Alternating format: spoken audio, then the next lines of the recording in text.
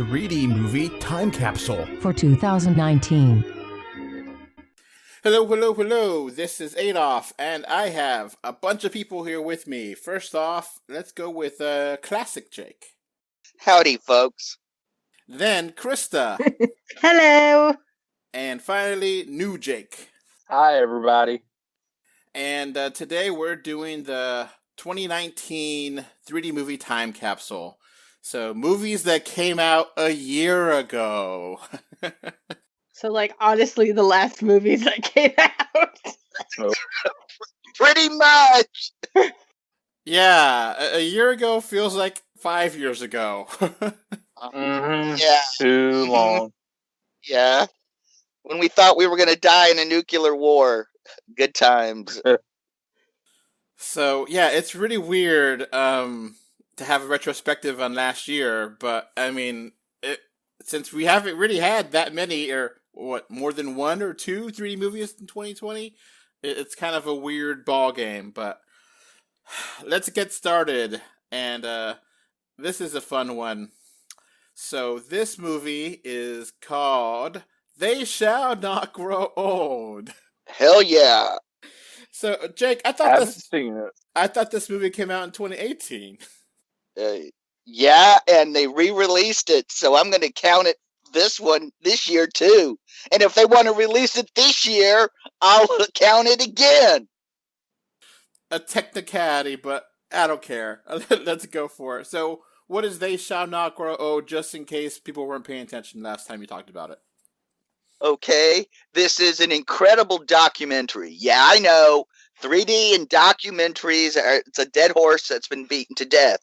But this one is worth paying attention to. Peter Jackson took a whole bunch of World War I footage, cleaned it up, colorized it, converted it to 3D, and in some of it added voices by having lip readers read what they had filmed saying and getting people from those regions to reproduce those sounds. And then other footage, they had recordings that were made in the 60s and 70s of World War I vets talking about their experiences. And this was all put together to explain the participation in World War I. It's a must-see for anybody interested in World War I, and also anybody who's considering joining the military should see this movie so they will really know what they're in for. Krista, did you watch this? No. New Jake, did you watch this? I have not. All right, then. We'll move on, since we got quite a few. All of these movies, by the way, are reviewed by us. You can actually see our reviews on the website. Mm-hmm. And I still stand by my 10 and editor's choice. All right. I double down on it. Let's keep going with the list. The Lego Movie 2, the second part. Now, I kind of feel like I didn't watch this movie, but I kind of felt like this came out and was a big dud, and no one really cared. Unlike the first one, where it was a big hit. It was a good movie. Yeah, it was good, but I think they beat the franchise to death. Too much Lego at once. Mm-hmm. Yeah, I think they should have just done the Batman Lego movie and then Lego 2. Yeah, pretty They fair. shouldn't have made the other stuff. I don't even know what the other stuff was. Well, there was a Jackie Chan and Jingo, and then there was a whole bunch of TV stuff. Video games. Too many video games. Mm-hmm. And they just it was overkill. Mm-hmm. So I think people were just burnt out before it even came out. That's fair. Which is a shame, because it was good. Not great. It was good. What do you give it as a score, New Jake?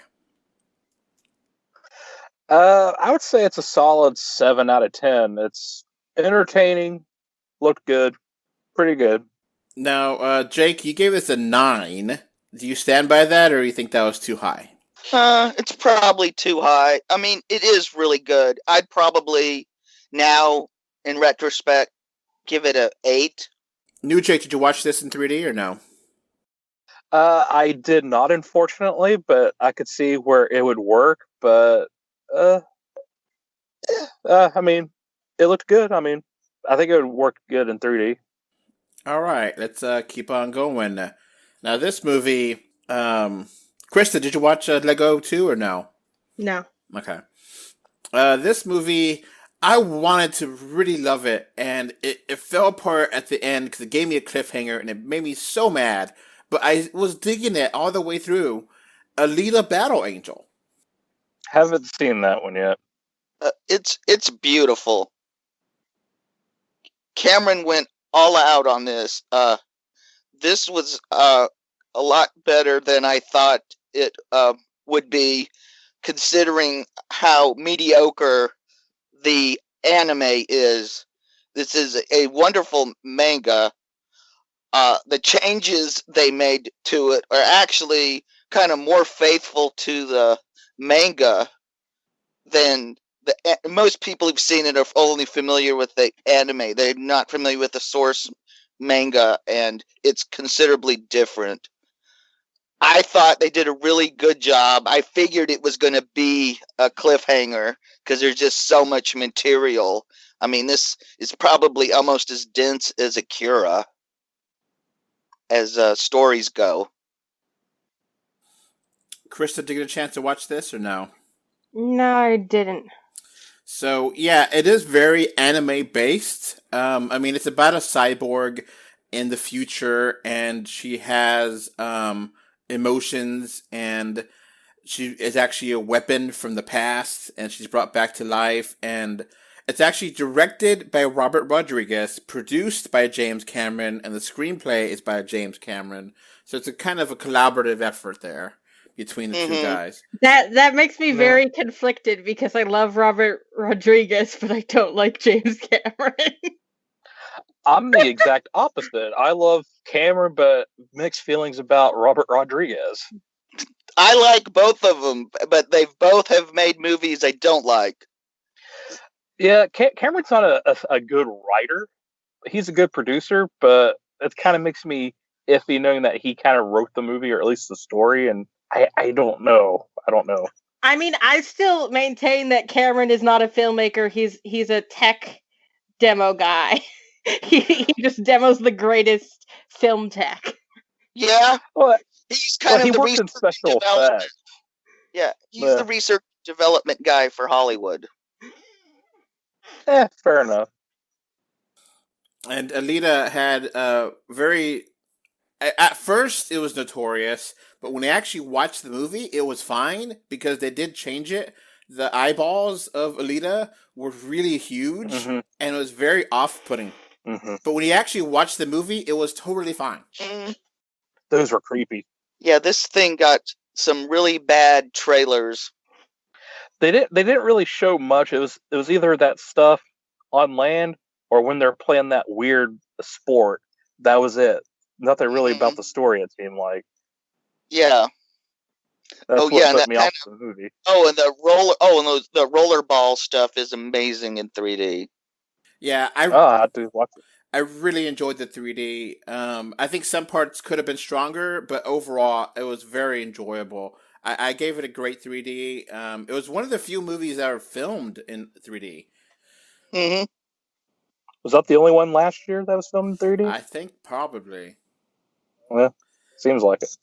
And I like I said, I was really digging it, and then it had it was just like not only a cliffhanger, but not satisfying ending. I'm not going to talk about the ending. I'm just going to say it wasn't satisfying, and I walked out of the theater pissed off. I was like, "Damn it! I was really liking this," and it just made me mad. So I think it's. Oh, go ahead. So I gave it a 6, and I feel bad about giving it a 6. I wanted to give it a 7 or an 8, but damn it, that ending just pissed me off. It's because they're planning a trilogy of them, probably, like how Hollywood has to do nowadays. A trilogy for a single movie. Yep. I understand, but at the same time, you gotta feel like the narrative is complete, and I felt like the narrative wasn't complete. You can have your breadcrumbs to the sequel, but it finished the story, and this didn't feel finished, so just drove me crazy. But yeah, I digged Yeah, it. Peter Jackson did that. Yeah, he did that with the Lord of the Rings. Each one felt complete, but left breadcrumbs for a sequel, a new adventure. Yeah, he probably didn't trust him to let him make them all. No. Now, the main actress, Rosa Salazar, who did play Alita, she did a great job. She hit it out of the park for basically voice acting, because her character is like all CG except for her voice. So she did great. She looks amazingly young for being in her mid-30s. That's what I'm going to say about Rose Salazar. She looks younger than what she is. Mm-hmm. All right, let's keep going here. And the next movie here is How to Train Your Dragon: The Hidden World. Love it. Love this movie. Love it. Yeah, it was worth the wait. Because it seemed like the whole world got this before we did. How to Train Your Dragon. Some of the most overrated animated movies of all time. Ooh. But they're still good somehow. I know, I'm that guy. Hey, it's fair. There's things that people love and I can't stand, and people look at me like I'm brain damaged or something. I don't like the character of Hiccup all that much, or the actor more likely. I will Jay fight Baruchel. you. I know. I mean, he's fine, but he's not leading man. That's all I'm saying about that. I like Well, that. Yeah, that's why That's the point. That's why I like Hiccup. Him and his dragon. They're both disabled. And Toothless is cute, and but I don't know. It's just they're not all that good. And I mean, okay. On the leading man comment, Hiccup actually follows the heroine's journey. Yeah, that makes sense. Yeah, which is fine, but I don't know. It's just the movies always seemed off to me. There's so much love thrown against them, and I just don't see why they're so beloved. They're fine movies, but they're not like best of all time in my opinion.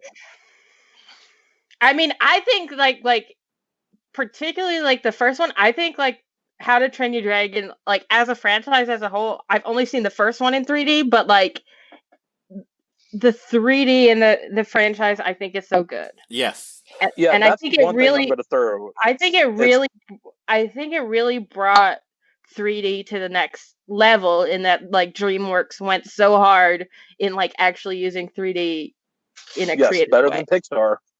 Mm-hmm. Even their lesser efforts, better 3D. I'm very confused as to how Pixar gets so shit 3D all the time. Yeah, this is a good example of how you should do 3D in animation that actually is meaningful, because, Jake said it before, it doesn't take that much effort to do a 3D animated movie. I mean, it's already in the computer, you could have an algorithm do it, but to put the effort in to really have flying and have these locations feel like real locations. Oh, beautiful, beautiful 3D. You haven't seen this one, Krista, yet? I haven't. Oh. The 3D is great. That's the best thing about it, is the 3D and the animation are fantastic. Mm-hmm. I felt like this story really wrapped up everything in a nice package, and like I don't want more. And I felt satisfied, and I cried like a baby at the end. So I loved it. But we're gonna get more, and it's gonna be terrible because they don't want to leave money on the table. It's probably going to be more for the TV series Dragons on Netflix if they do more of that. That's where I'm feeling they're going to go with. I mean, there's plenty of. There's like, I looked it up, and on Netflix, there's like 3 or 4, or like there's a bunch of different How to Train Your Dragon like TV shows. Like, there's not just one. There's quite a few. Disney or DreamWorks knows how to milk that horse or Mhm. that cow. And like I will say, like, I understand where you're coming from there, because like the TV shows are not nearly as high quality as like the movies. Yeah, like the Kung Fu Panda, Monsters vs. Aliens, the Dragons, Turbo. Actually, Turbo's not too bad. Just too much. Just leave it at the movies.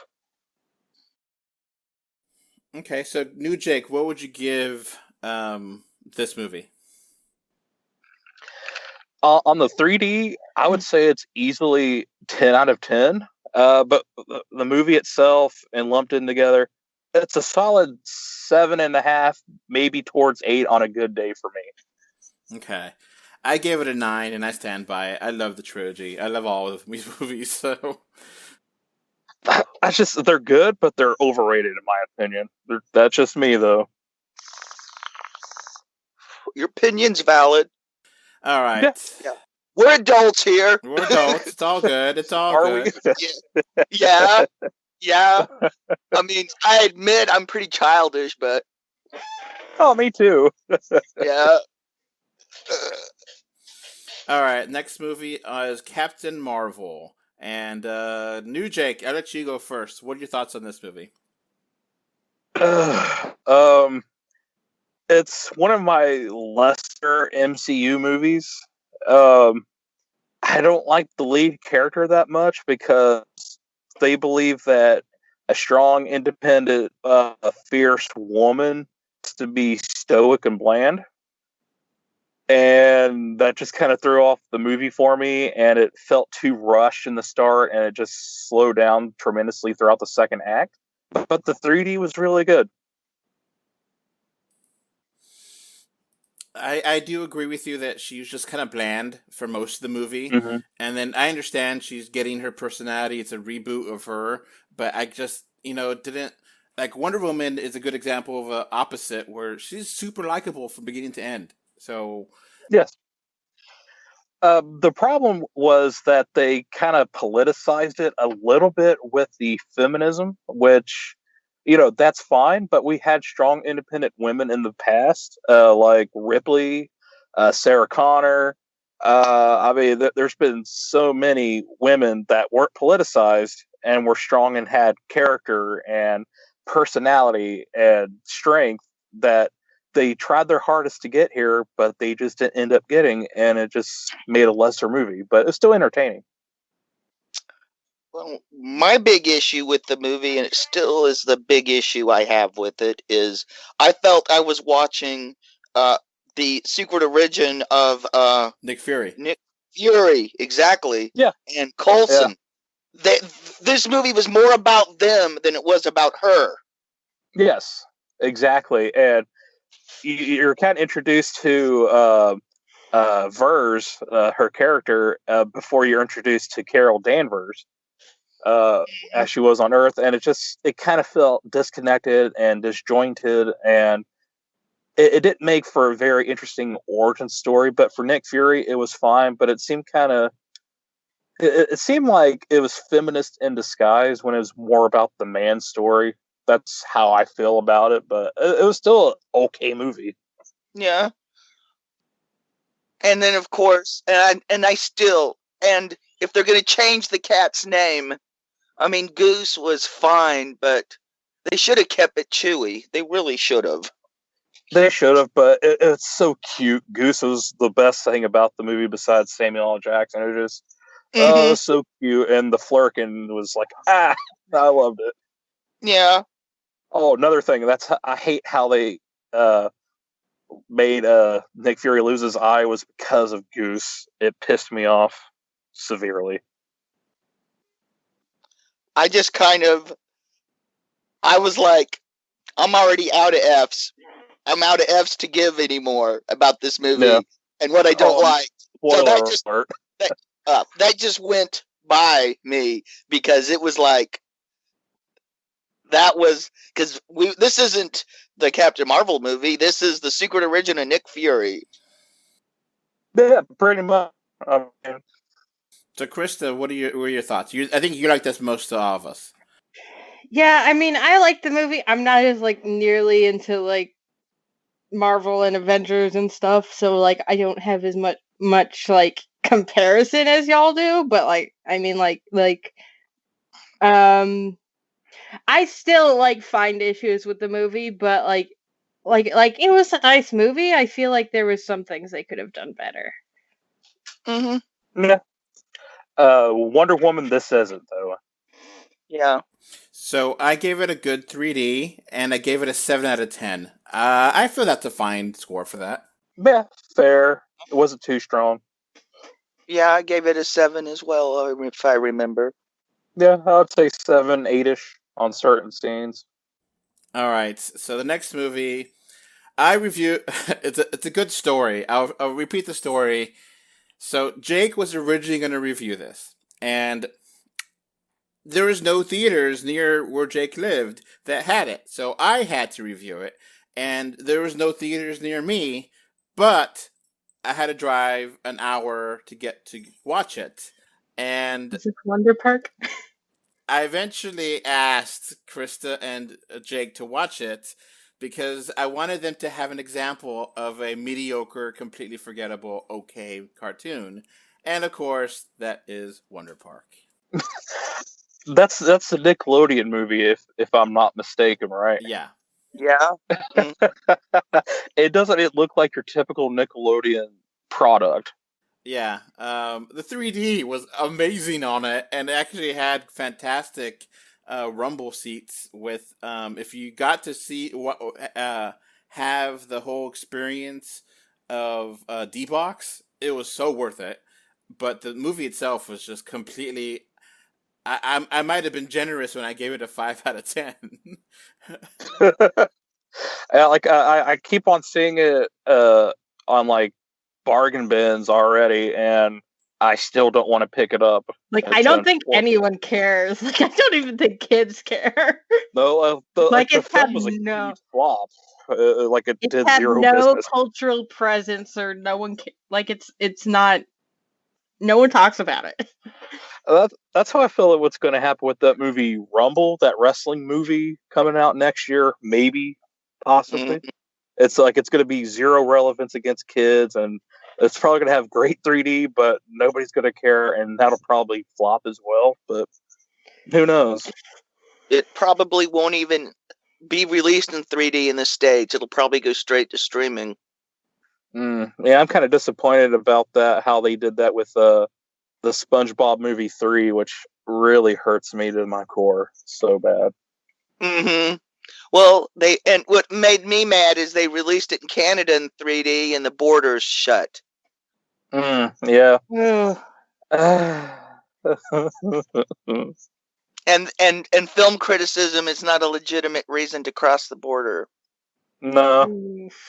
What about marijuana? Anyway, back to Wonder Park.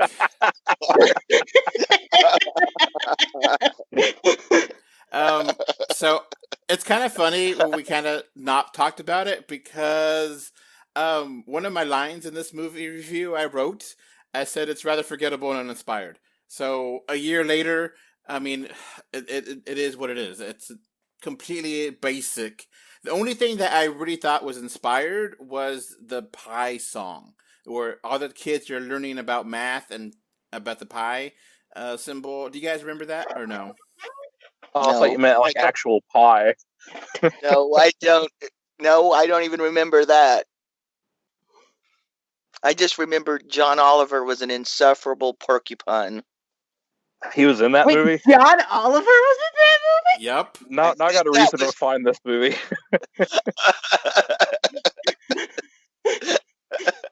I love how much John Oliver doesn't take himself seriously as a voice actor. Yeah, that's the best part. He don't care.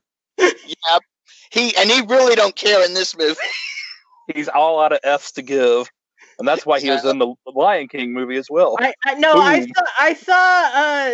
don't remember what he was talking about, but he was like talking about something that was untrue, and he was like, "It's like saying I'm the best Zazu." We all know that's not true. I love that.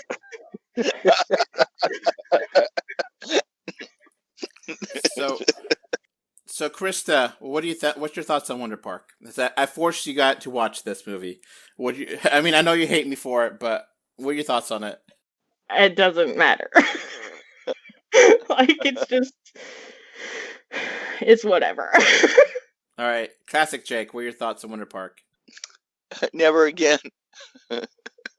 I dodged a bullet. Is this what Scorsese meant when he said theme park movies? I mean, Yeah, no. Yes, it was. I think well, movie. I mean, I think it technically qualifies as a movie. So does it?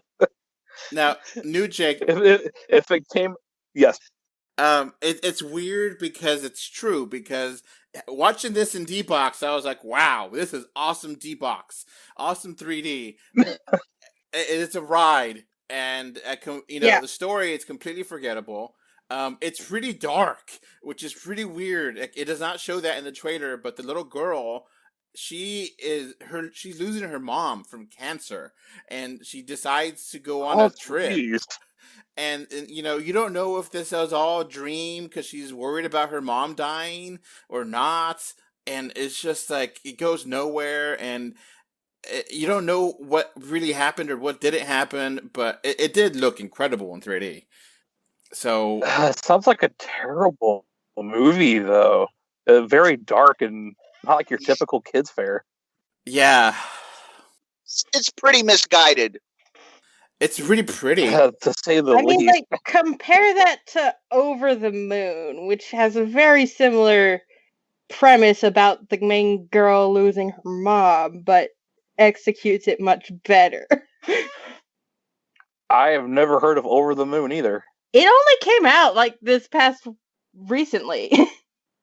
Oh, that's why I haven't been to a movie since August. I mean, it came out on Netflix. Oh, I don't even have Netflix handy, unfortunately. So, yeah, I can't tell you, unfortunately. And it's very sappy, it's very sweet, and it just has no substance to it. We gave it more time than it need to. It's completely inoffensive, okay, family adventure. That's from my review. So if you want something for your family to watch, I guess Get something better. it's okay. I mean, see, like my thing is like I have a thing about like grief in movies, and particularly animated movies, which is like sometimes like movies do it really, really well, but a lot of times I'm finding they just fall flat. Yeah, You just have to have manipulation. a good hand, a good careful hand. Pixar is great at doing this, and Like Coco. that Coco, there's so many times Pixar's made me cry, and I feel legit, like it's not. And then I also feel like the How You Train Your Dragon movies made me cry, and legitimately did. But like this was trying too hard, and yeah, It's like a matter of like, is there an emotional soul to it, or are they trying to follow like a formula? yeah. Formula. And I hate that I had to force you guys to watch this movie, but at the same time, it's good to be able to watch something totally 5 out of 10, and have that base of where it is. I'm so glad I got to dodge that big bullet. I am so happy for that. Hey, I survived Sharknado in 3D, so this was a walk in the park. I dare watch Sharknado in 3D. You got to be able to appreciate the entire spectrum of great movies to terrible movies to completely okay movies like this. I feel like mediocrity okay is the movies, word. like mediocrity is like the worst part of it. It's like when a movie is like a 5, it's like, why did you even what It's is so the point? bland. Yeah. It's like oatmeal. It's there. It fills you up. It's but like it if doesn't something taste like is anything. so bad, like you can like kind of get like some masochistic or sadist like enjoyment out of it. But if it's just like there, like what are you supposed to do with it? Yeah, exactly. It's no fun to talk about, but I guess we kind of did a little bit with this. I mean, if the 3D wasn't there, man, I'd be pissed. I mean, but like number one, it's a 3D animated movie. Like, you got to do good 3D. And number two, good 3D doesn't save a bad movie. It doesn't. I mean, you should concentrate on storytelling first, and then provide great 3D instead of the other way around, which Right. seems like they didn't even do.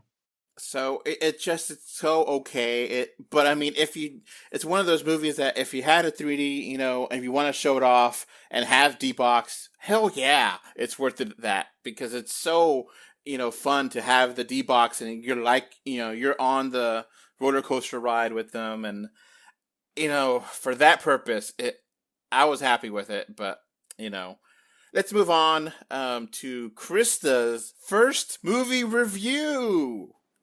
Yep. Yeah. This Why Dumbo. did it have to be Dumbo? Yeah. I mean, in retrospect, I do think I was too nice to this movie, but also like now that I've seen like how low Disney can go, like it was a passable movie. Like, I mean, it's not Mulan levels bad, but yeah, exactly. That's what I'm there. like in my mind that I'm comparing it to. It's like it's not as bad as Mulan, so like you have to give it some credit. Exactly. And, like, yeah, just a little. I did enjoy it at the time. I wanted more from it than it gave me is the problem. Right. Like I sense. feel like it had like good bones there, but they didn't put the flesh and the clothes on top of the bones. I like my skeletons nude. Thank you very much. So it doesn't need skin or clothing. So, new Jake, did you actually watch this? Not in 3D, unfortunately. I could only secure a 4K copy, but it wasn't that great, unfortunately. It was just okay. Like literally, like the only reason I liked this movie was because I was able to see it in 3D, and I was like, well, the 3D kind of like makes it worth it, but I don't think it's worth it to see it in not 3D. Yeah, but Burton kind of does some really good stuff with 3D, like he did with the Alice in Wonderland and Frank and Weenie. But and I don't know, Dumbo was just. But even with the 3D, it was still kind of disappointing to me because like even though they have like aerial acts, they don't do like what you could do with aerial acts in 3D. They don't do that, and it pissed me off. Yeah. But I mean, I'm not even a huge fan of the original Dumbo, and it's still just lower that to almost to the ground. Not quite Mulan levels, but it's just down there, way down there. So, classic Jake, you were avoiding this for all last year. Did you ever get a chance to watch it? Oh, hell no. Aw. And it's not that I didn't have the chance. I chose to not take the chance. And I mean, just so like this was the fun story when I was watching this movie. The building next to the theater caught on fire, and the fire alarm went off in the theater twice. It was telling you, God was telling you, get out, do not watch this movie anymore. I don't care if it's good 3D, go away.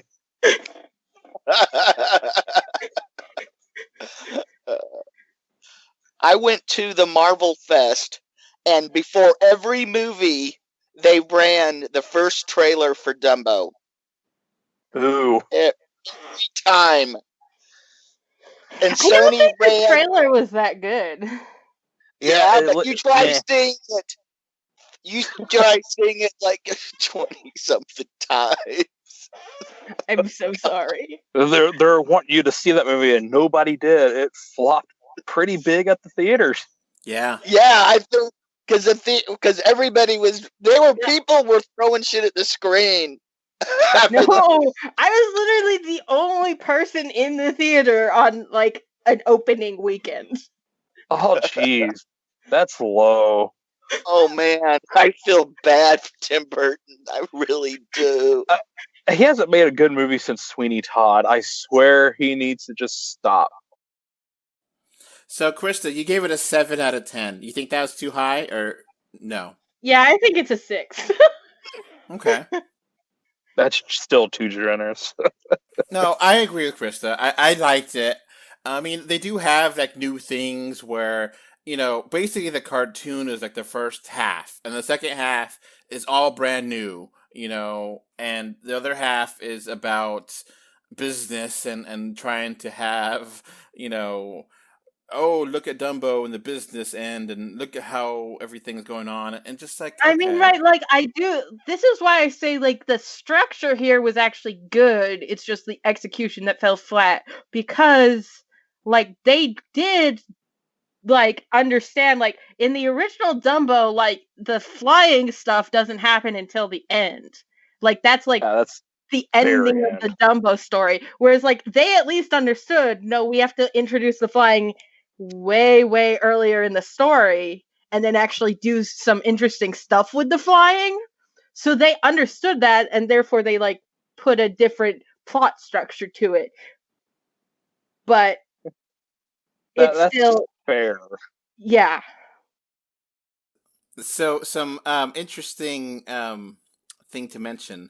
At the very end of your review, Krista, I don't know if you remember this. Do you remember this? Your written review. It says, it's not my favorite Disney movie of all time, but at least still better than Will Smith in Body Paint. Oh my god! Has that aged well? No, because I liked Aladdin better. Yeah.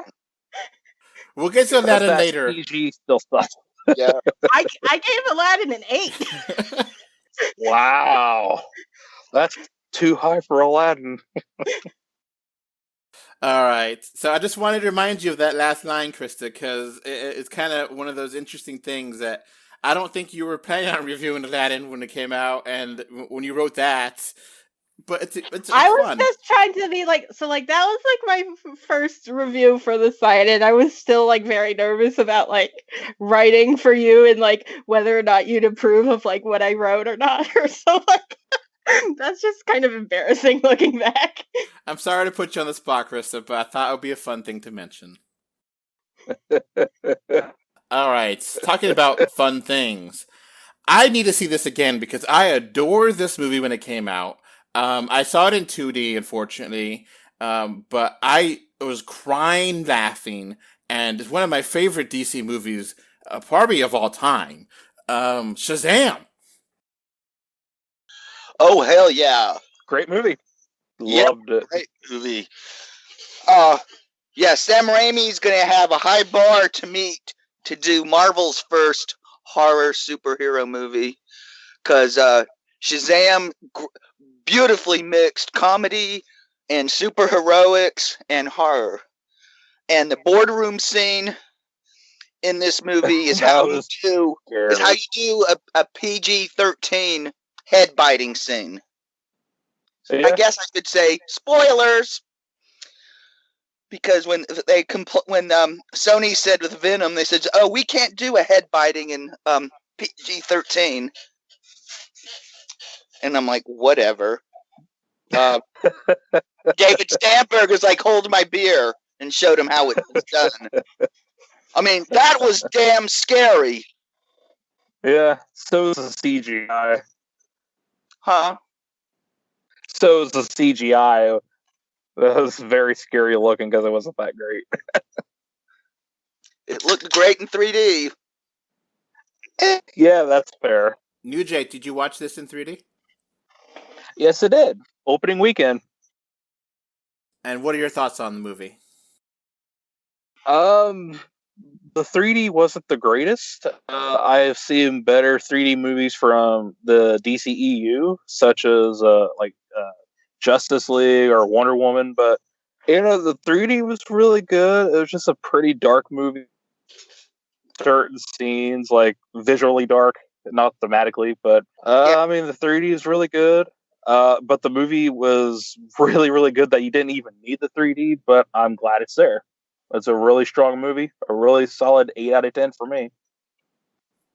Yeah, it's exactly the same score that Classic Jake gave it. Good 3D and 8 out of 10. Yeah. Krista, have you had a chance to watch this yet? No. Oh, girl, you're gonna love it. Missing out. This one's really good. In fact, even with the drastic change to the storyline, I thought they really made it work. And Mark Strong is just perfect. This is the real Captain Marvel. Yeah. So, Krista, we mentioned this before. We teased it before. So, Captain Marvel, this was the original Captain Marvel, and then it was a different studio, and DC sued because they said, hey, this guy looks a lot like Superman. And eventually they bought out the company that made this character, and then they kind of sat on it for a while, and then Marvel was like, well, let us put something out. So then they released Captain Marvel, and so technically speaking, the character in this movie is called Captain Marvel, but he can't say it anymore because the rights are now onto Marvel Studios, or Marvel Incorporated. So he can't say because Shazam is just the code to turn into the character, and so it's just in that legal mumbo jumbo weirdo-ness that this was the original Captain Marvel. Both Captain Marvels came out the same year. That's like the same level of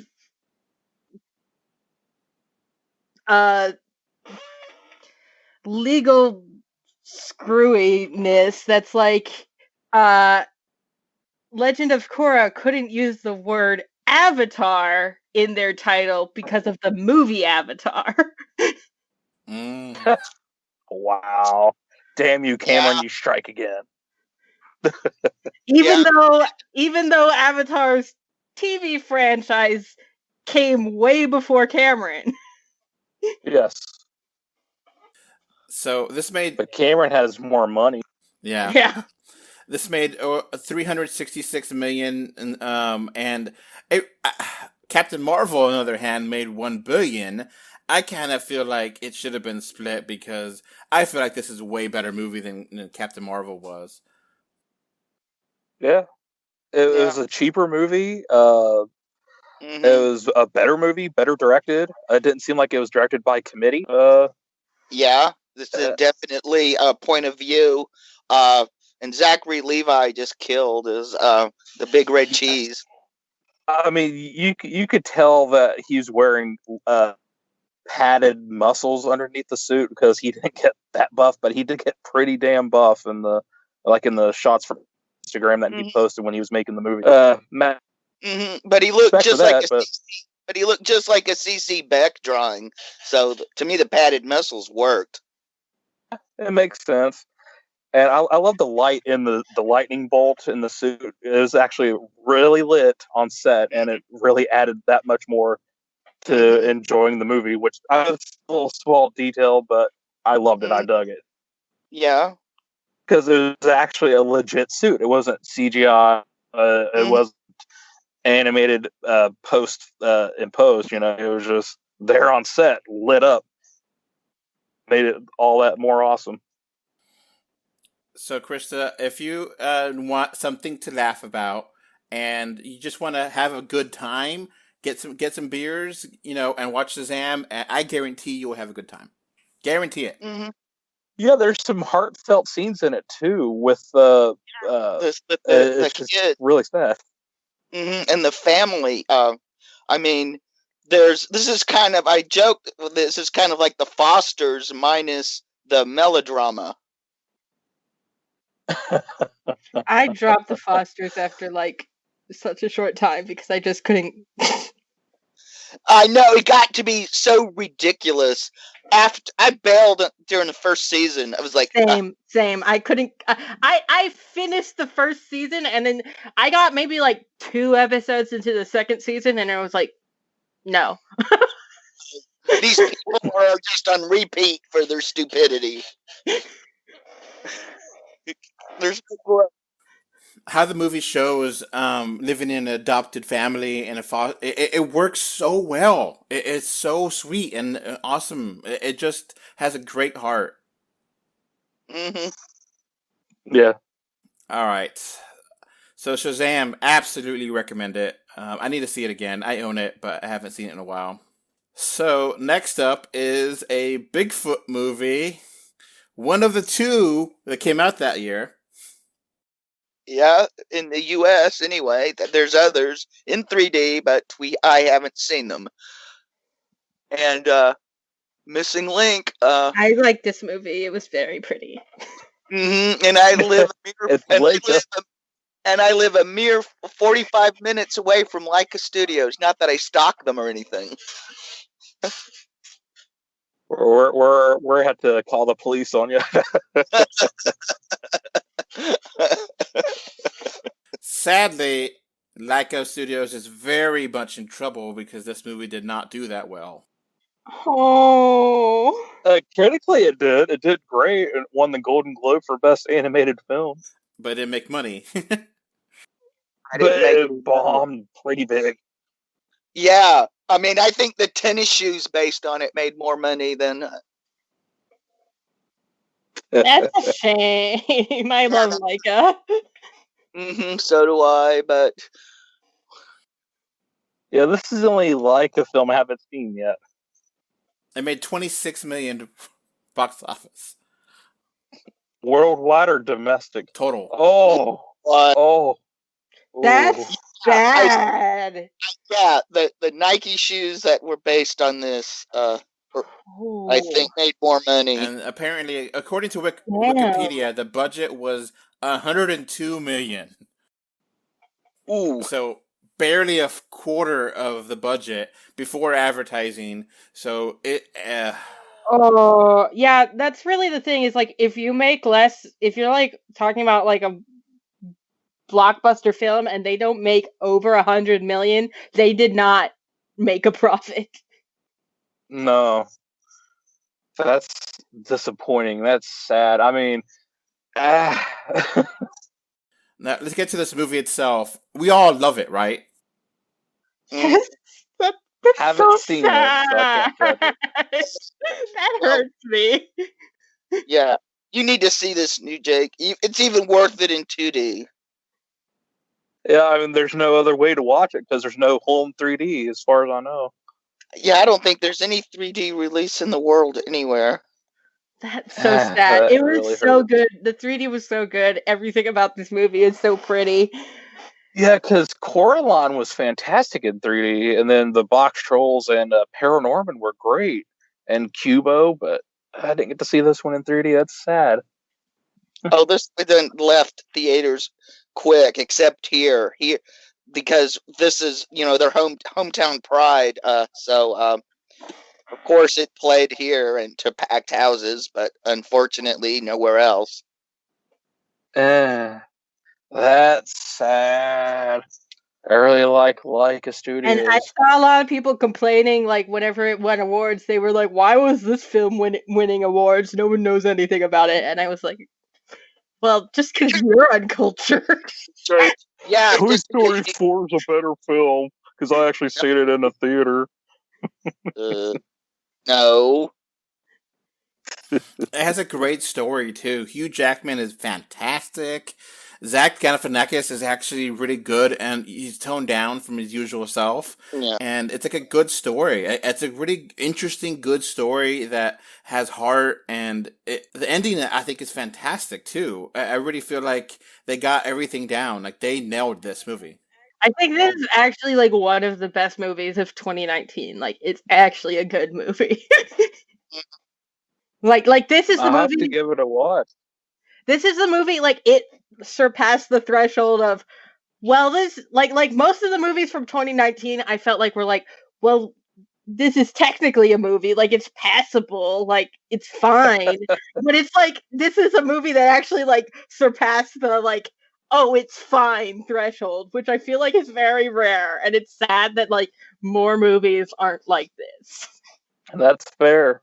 All right. Anything else to say about this movie before we move on? I think we should move Jake, on. you gave it a great 3D and 8 out of 10. Do you feel it was too low, or you feel that's fine? Yeah, I probably should have given it a 9, but I was probably being super critical and picky that week instead of my usual laid back, more casual self. I mean, in fairness, it's just a matter of timing and how things are. It's been over a year. Sometimes you feel like, okay, that movie really was better than I thought, and sometimes, no, it stank much worse than I thought originally. You never know, and it's good things to go back on and see. So the next one is a big one. A huge one, you may say, because it became the biggest movie of all time. You know what I'm talking about? Endgame. No, I was talking about the Queen's Corgi. What? What? I'm joking. The Queen's Corgi is a cute animated movie about the dogs that were in the Queen's dogs. But I'm just joking. Obviously, I'm talking about Endgame. So, Endgame. Jake, you're the only one that we don't know. What are your thoughts on Endgame? I loved it. It's one of my top Marvel movies, but it's not the best. But I really enjoyed it. Yes, I did watch it in 3D. It was the longest movie I've seen in 3D yet at 3 hours, but it didn't hurt my eyes. Didn't give me a headache. It was fantastic for the 3D effect. The story was good, but the time travel stuff kind of left me disappointed a little bit. But overall, it's a really good movie with a satisfying ending. Okay. Jake, or Classic Jake, what are your thoughts on Endgame a year later? Still holds up. Still enjoyable. Yep. Wish I could do it in D-Box again. Talk about being on a 3-hour roller coaster. I have never D-Boxed. There's no D-Box around here. So I mean, what's like, that like? I just generally don't. I have never done D-Box because it's just so more expensive. I did D-Box because when I went to see this, my first screening, the theater did not police their drunks. And we had this ass in front of me who kept screaming how he wanted to do the green woman over and over and over. Gamora! Yeah, do me, and I want to do you. And we kept kicking the back of his seat, screaming, "R.O. Thanos, demand your silence." And people, I hate idiots like that. Mm-hmm. And it basically turned into a real shit show because when I complained to management, they gave me crap, and then so I just charged. We just left, and I charged back everything on my credit card, and so all I was out was time. So then a theater still had tickets, but it was D-Box. So I said, okay. I told Adolf, I said, I've got to see this again so I can give it a proper review. So I went to a D-Box screening, and oh my God, it was awesome. Now, it's one thing interesting about this year versus last year. If this movie had to come out this year, it would be excruciating to have to wait all year for this movie because it keeps getting delayed because of COVID. So I'm just oh yeah. I just imagine how bad it would have been if it would have been that time. Last year's fine, this year not. I could not imagine because it was unbearable to wait a year for after Infinity War and to actually have Endgame. Oh man, and. Mm-hmm. We're already having, like, it's already bad with Wonder Woman. Like, imagine a Marvel movie having that wait time. It's bad with Black Widow. I've been wanting to see Black Widow since the last Marvel movie. You kids, I mean, the wait we had between Empire and Return of the Jedi. And then we got teased with Revenge. We thought we were going to get Revenge of the Jedi. Then no, they change it. And I should have known the Ewoks. I should have known the Ewoks. I mean, I guess you could say that Blade Runner had a huge wait, too. Yeah, but I don't think anyone was, like, expecting nobody was asking for. Yeah. I'm glad we got it, but still, nobody was asking for it. That's when nobody went to go see it. Boom, boom. Just like the first one. If anything, I think the first one actually made more money than this one in comparison to. Yeah, because that one had a huge budget. It was like $150 million, I think. But I think that. Why do you think Warner Brothers kept re-releasing it? Of course. Right. Yeah, but also they were. Warner Brothers is a weird studio. I always joke. Uh-huh. They always do the right thing eventually. I mean, I think technically speaking, the longest gap is Bambi. Because Bambi was originally released in 1942, and Bambi 2 came out in 2006. Was that even theatrical? Why did they even need a Bambi sequel? What? I knew they could hearing stories of Thumper. That's why. You gotta know how traumatized Bambi was. I think it's been longer than Psycho and Psycho 2. So, Endgame. Yeah, that's like 20 years, if that. Oh, it's longer than that. Endgame. I love Endgame. I kind of agree a little bit with you, Jake, but I still love it to hell. Even if it's Oh yeah, I love it. even if it's not, I feel like Infinity War is a better movie, but Endgame is just so satisfying, and I love Endgame. Yeah, the Avengers 3 and 4, they just work together as one movie, as two separate movies. It's great. I could watch that one setting, 5 hours would just fly by like that. I would just love it. Especially the 3D. Mm-hmm. Yeah, the Russo's just amazing 3D. Yes. Except for the Winter Soldier. The crowds, watching that for the first time, I was screaming when, the hammer scene with Captain America, Yes. and it's like I can't imagine Yeah. not seeing that and an entire theater not screaming, and just like that's something in the theaters that I can't get at home is a Yeah. entire cinema screaming in joy and happiness watching Thanos get destroyed. Oh my god, I love that scene so much. Yeah. This was something that I've never experienced before, which was a packed house in 3D because people had wanted to see it so bad, and it was worth it. The experience of 3D, everything, that amazing. I mean, this just feels like one of those cultural moments that I just missed out on because, like, I didn't understand what was going on at all. And so I just kind of, like, was like, everyone's freaking out about this thing, and I'm just like, whoosh. Yeah. Over my This is head. supposed to affect me how? Yeah.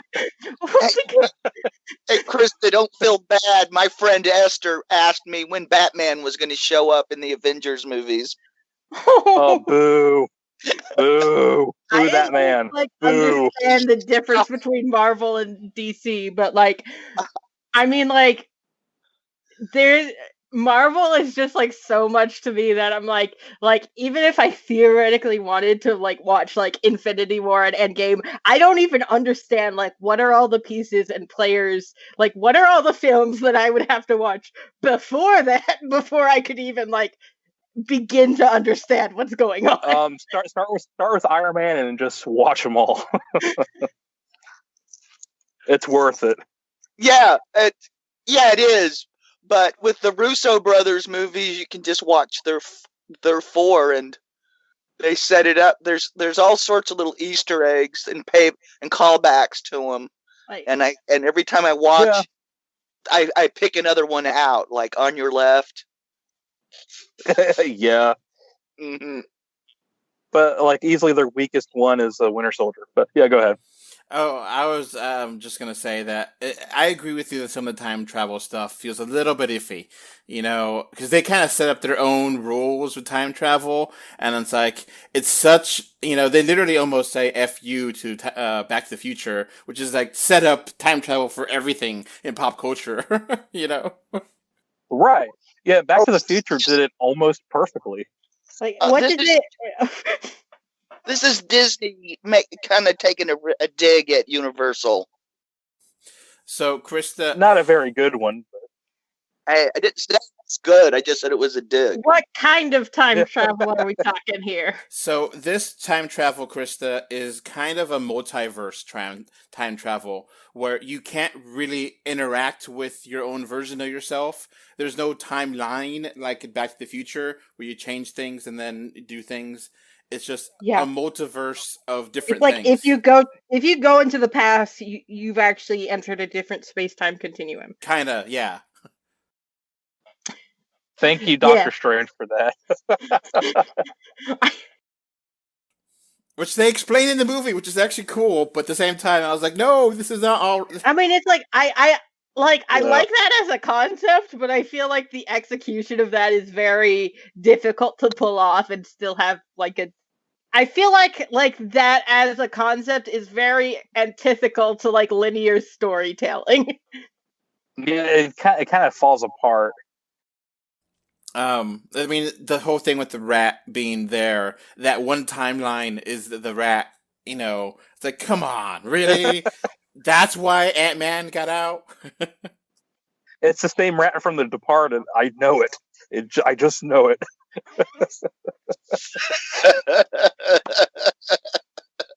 Or maybe it's actually a mouse. So Mickey Mouse saved. Oh, that's even worse.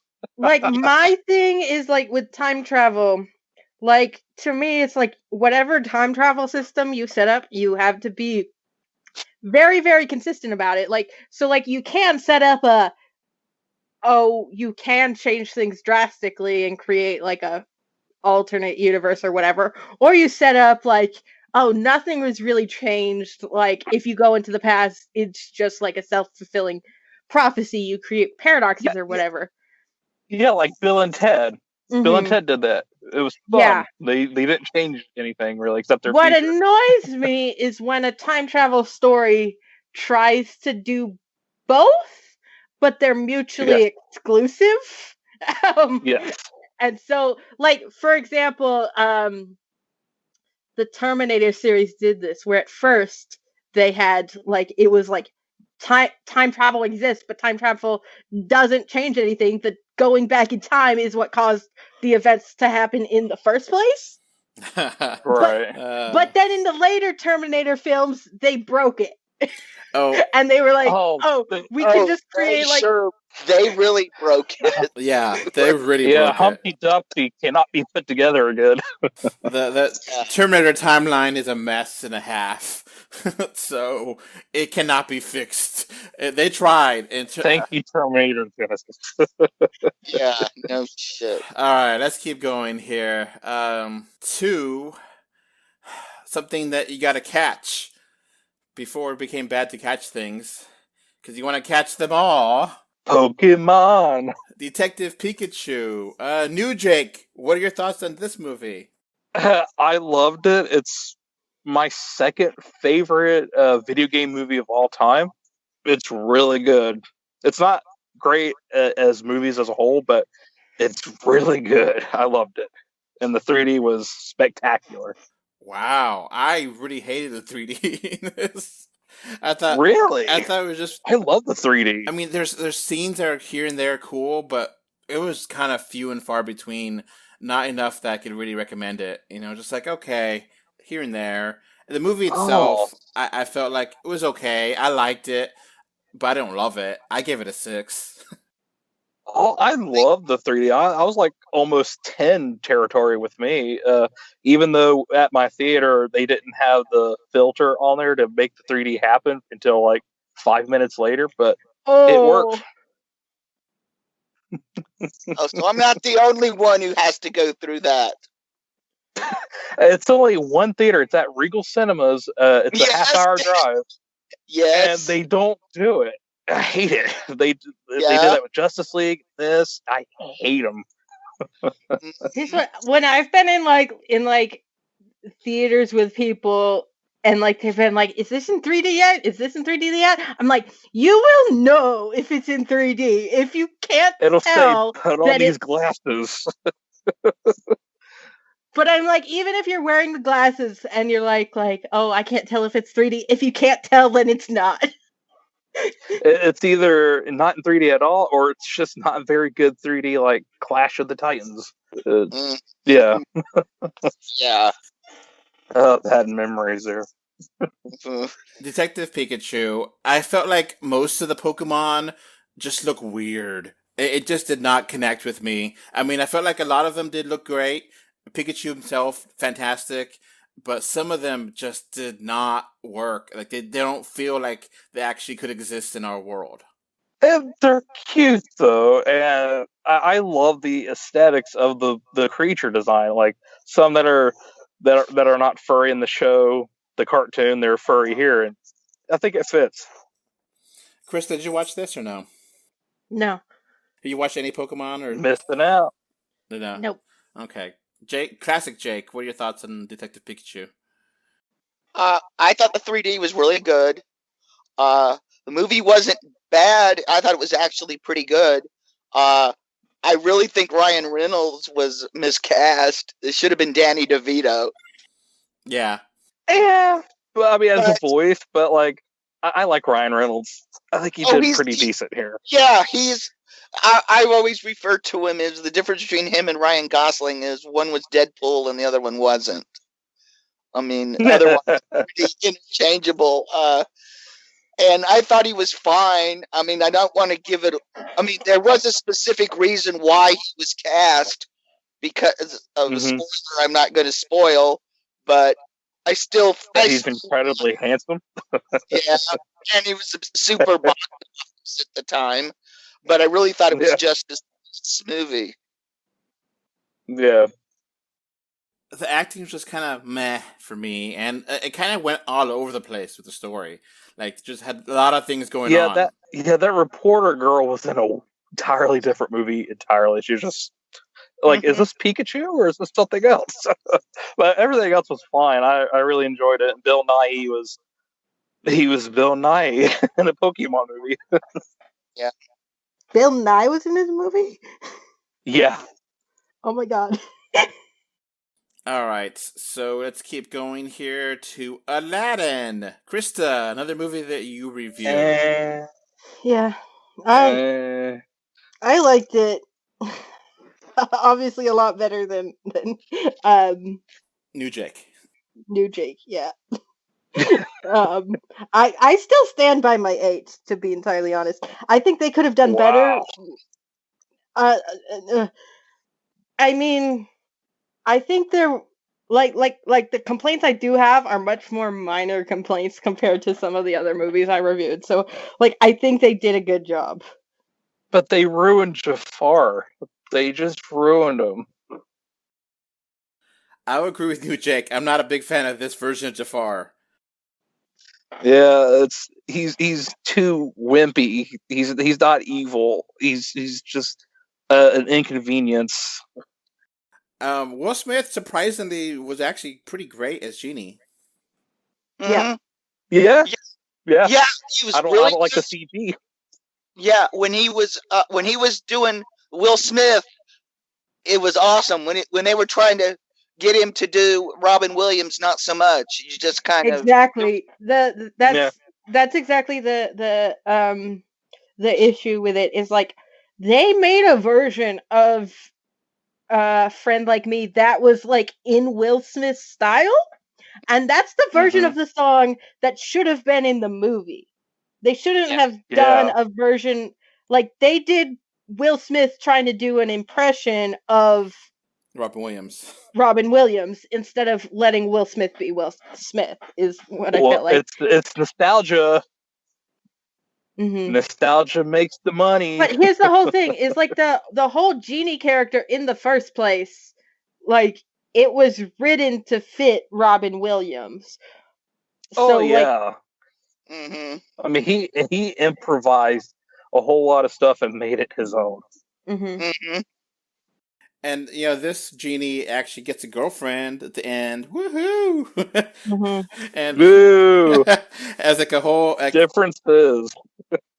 It has a whole different, you know, character there with one of the, I guess, I don't know, is a slave or concubine or assistant to.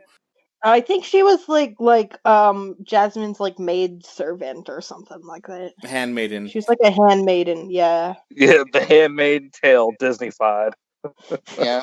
Anyway, it's the 3D was really good. I think I enjoyed the 3D. Krista? Yes, I like the 3D a lot in this. Yep. My complaint is I feel like they could have done better with the flying carpet scene. I feel like that like I feel like the 3D was good in there, but I feel like they could have done better. So, New Jake, what would you have given it?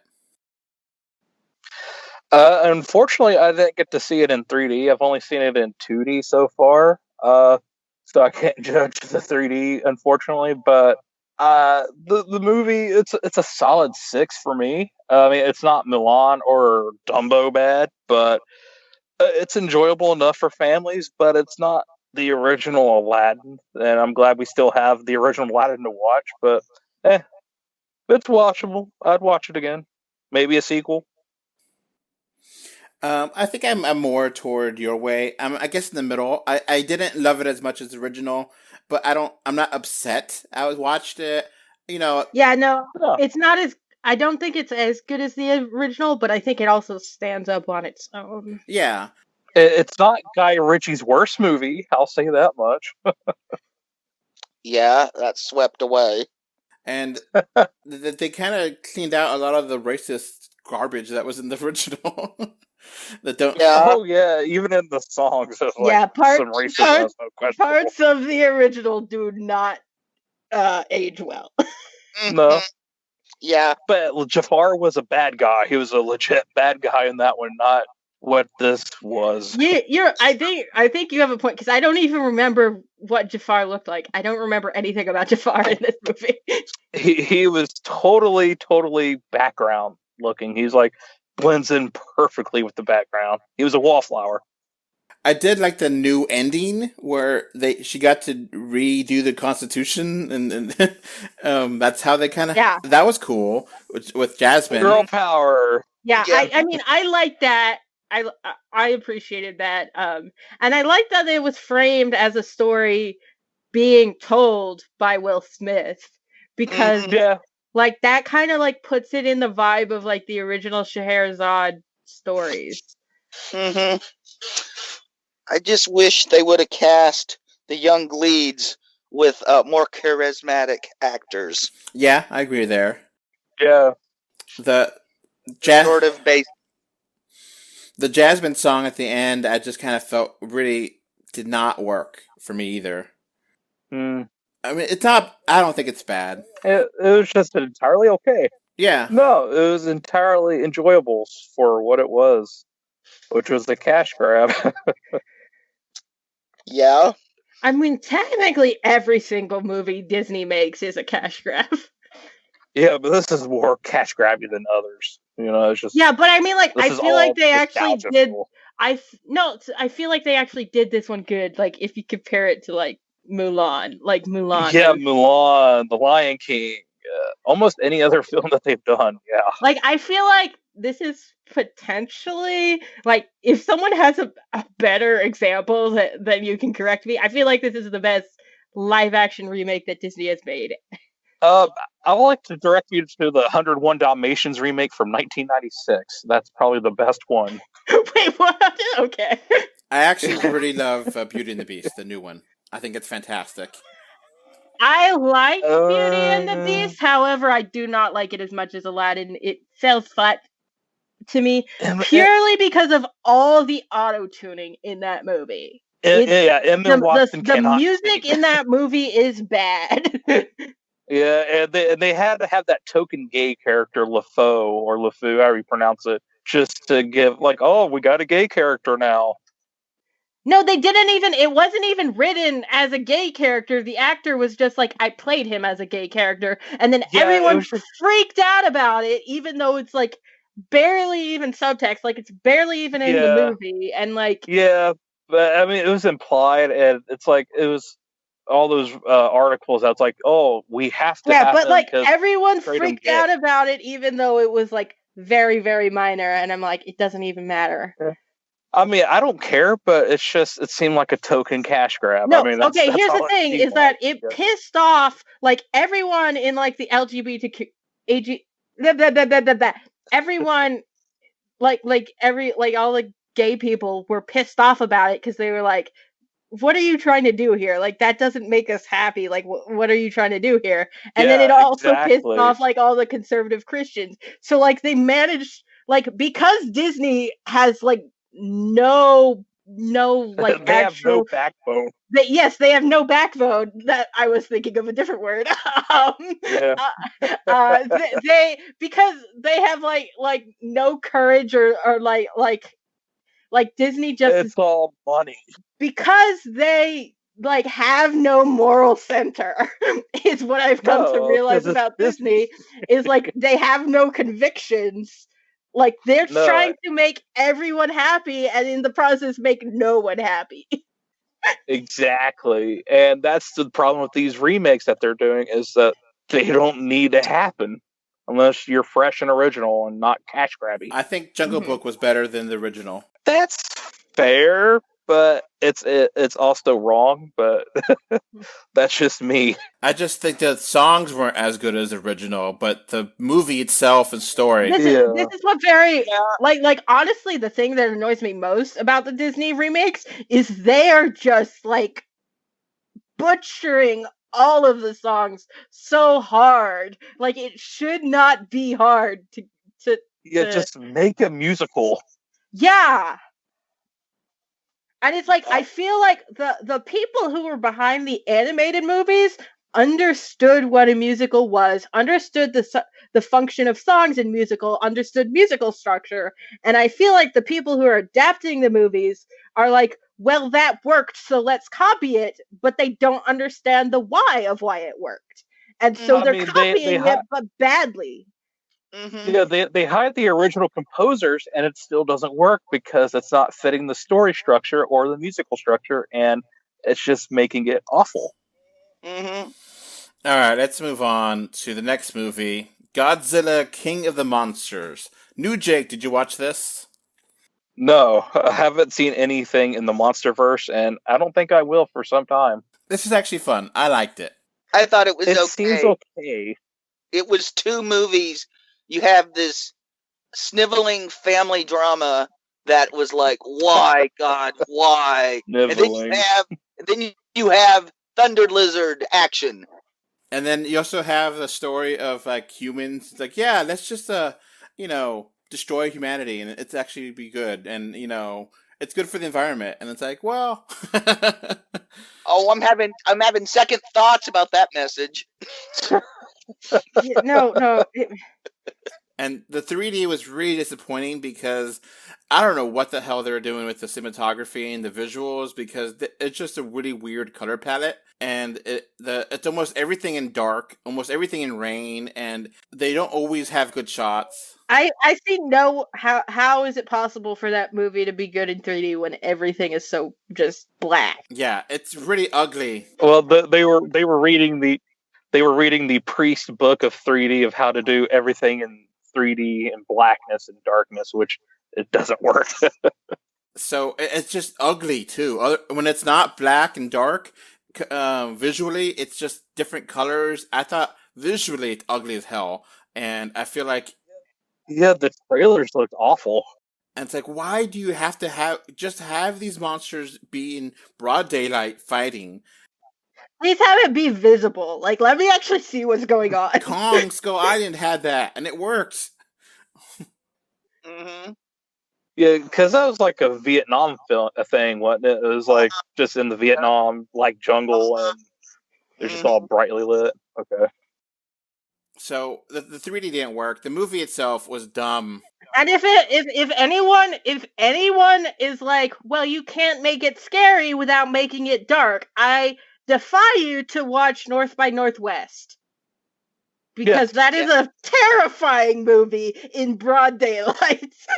Yeah, and there's also a terrible 3D conversion floating around Taiwan. Oh god. Yeah, They did that with Dr. No, rest in peace, Sean Connery, and yeah. I don't want to think about that. Most of them are god awful. They're just they just literally just push the whole picture back or something. And this movie is weird because a lot of times, for the sense of scale, they will have the monster be like half of the entire screen. Do you remember that, Jake? Classic Jake? Yep. It's like, okay. I feel like that is a movie that could work if like you had like a 5-foot story, like a giant screen, like you could make it work, but like I don't know. I mean, it was a forced perspective. I did like it. Even though it was problems, I did find it fun. And when they do have good fights, I love the fights. Uh-huh. There's a lot of drama in there that it's just like, don't care, fast forward, you know. Yeah. But damn it, the fights were fun when I got to see it. I'm actually unsure as to how the 3D dynamics of that would work. It didn't. Okay. Yes. Okay. It didn't. When it worked, it worked. When it didn't, which was most of the time, it really didn't. But there was some underwater stuff. There was some stuff in there that looked really good. But Not then there was not to get too much of a 3D nerd here, but our depth perception only goes like our binocular vision. Anything beyond like 10, 20 feet further, we're not going to see like that much depth in it. So if it's something like Godzilla, which is like obviously not that close to us, how do you make that have depth without looking incredibly bizarre? They actually did a pretty good job. This is one example of why you sometimes shoot in 2D for 3D conversion. That actually worked pretty well. The biggest problem was dark scenes with rain. Unless it was backlit a particular way, it was flat as hell. Yeah, and I mean, there's some interior shots that were kind of cool. That's really disappointing because like rain should be very good looking in 3D. Yeah, it was all over the place. So, like if you did rain wrong, like you did screwed up. Warner Brothers, you struck again. All right, let's keep going here to a controversial movie where me and Classic Jake like it, but no one else in the world does. New Jake, what are your thoughts on Dark Phoenix? I'm with you too. I liked it. It's better than most of the other X-Men movies I've seen. It's better than the New Mutants. Yay, we're not alone. Yes. Oh God, I've been catching total hell. It's not that bad of a movie. I don't know why people hate it. It's not great, and that weird walking scene where he's being telepathically walked up the stairs was awkward, but it's not a bad movie. It was totally watchable. Mm-hmm. And Jessica Chastain was fine. Yeah. And her character wasn't there. There was no character. I thought it was Bryce Dallas Howard for the most of the movie. I mean, she had a nothing part, but she didn't have to really do anything except be there, and she was there. Yeah, she was an alien. She was a nondescript villain. Yay. Exactly. I mean, she hit her marks, delivered her lines. I mean, I said... Did it all satisfactorily. Yeah, I said this movie was fine, and the room isn't on fire. It's just fine. The 3D was great. Yeah. 3D, I love the 3D here. Yeah, I was surprised, and I'm sad that it's not anywhere in the world in 3D. Yeah, the train and stuff. Oh my God, the train scene. Yeah, that slow-mo scene with Quicksilver, which I wish we had more Quicksilver, was really good. I really loved the things that he ran on. I forgot what that was, but it was popping out of the screen. It was so good. Mm-hmm. Yeah, the 3D worked, and it helped some of the scenes, and like the scene where she, after the big scene, climax of the... Okay, how do I phrase this without spoiling the entire damn movie? There's a scene where Jean is grieving because something she did, and the 3D, like you're looking down on her and it's raining, and the 3D looks great in that scene as you're looking down on her, emotional because she understood what happened after that scene. Oof. Yeah, they didn't ruin the rain in this one. Yeah. That space scene in the beginning was cool too. Mm-hmm. Yeah, it was kind of amazing how this was a 2D conversion. It could have fooled me because the previous two ones were shot in 3D. I mean, the aliens being, invading and whatever. I don't care about that. But I liked the story. I liked this movie a lot. I mean, it's not a great movie. I gave it a 7. and I still stand by that. Yeah. I think it's fine for a 7. Yeah, that's what I give it. I give it it's a nice solid 7 movie with 8 3D. Yeah. All right, let's keep going here to a. I didn't see it in 3D. It's a so-so movie, not terrible, but not great.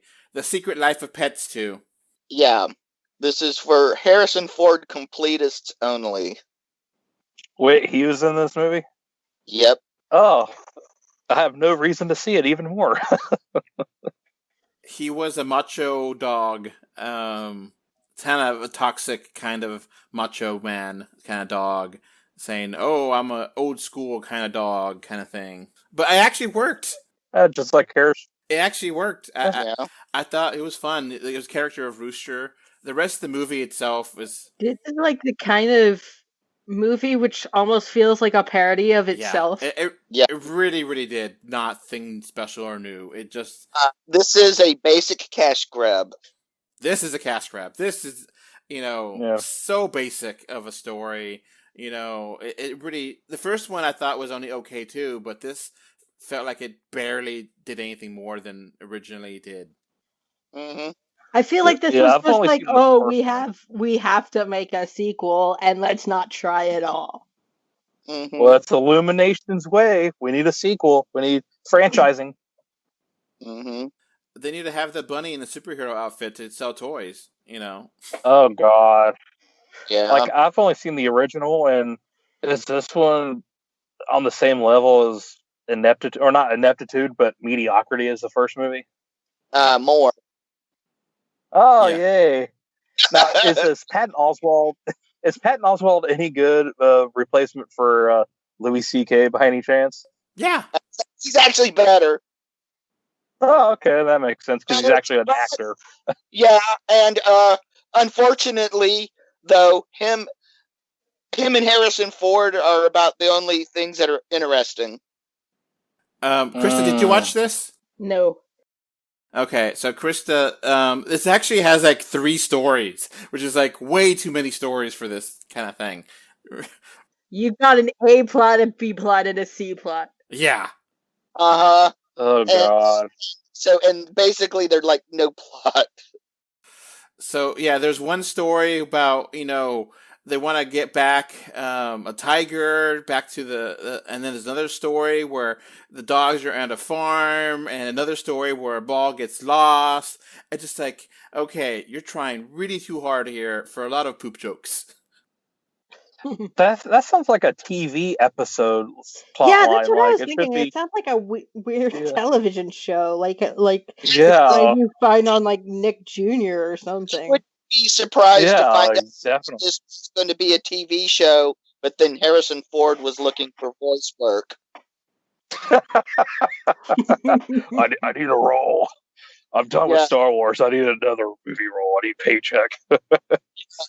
and one that I don't have to put pants on and leave the house. I want to put on my earrings and do acting. Give me a role. I mean, if COVID doesn't go away, we may have more of these damn movies. Oh, we're going to get a boon in animation, because of COVID. Unfortunately, I think all of them are going to be Wonder Park and Secret Life of Pets. Yes, I want a Wonder Park sequel. I need a series about that. Shut up. We're going to make a TV series about Wonder Park. But it just flopped so hard. I want the live-action adaptation of Wonder Park. Yeah, with Johnny Knoxville. Johnny Knoxville! Now, there was one gag in this movie that made me and my wife laugh hard, that we're like, damn it, that was great. And that's a gag with the laser light and cats. That how they managed to make that work was beautiful and wonderful and hilarious. I'll take your word for it. Yeah, that was good, but it's not worth what you go through to see it. Yeah. I mean, you gave it a 6 out of 10. Yeah, How is the 3D in the movie, though? It's fine.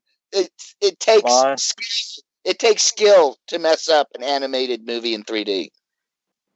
Pixar manages to do that. Yeah, like I still have no idea why Onward was the way that it was. That's probably one of the better ones I've seen from Pixar.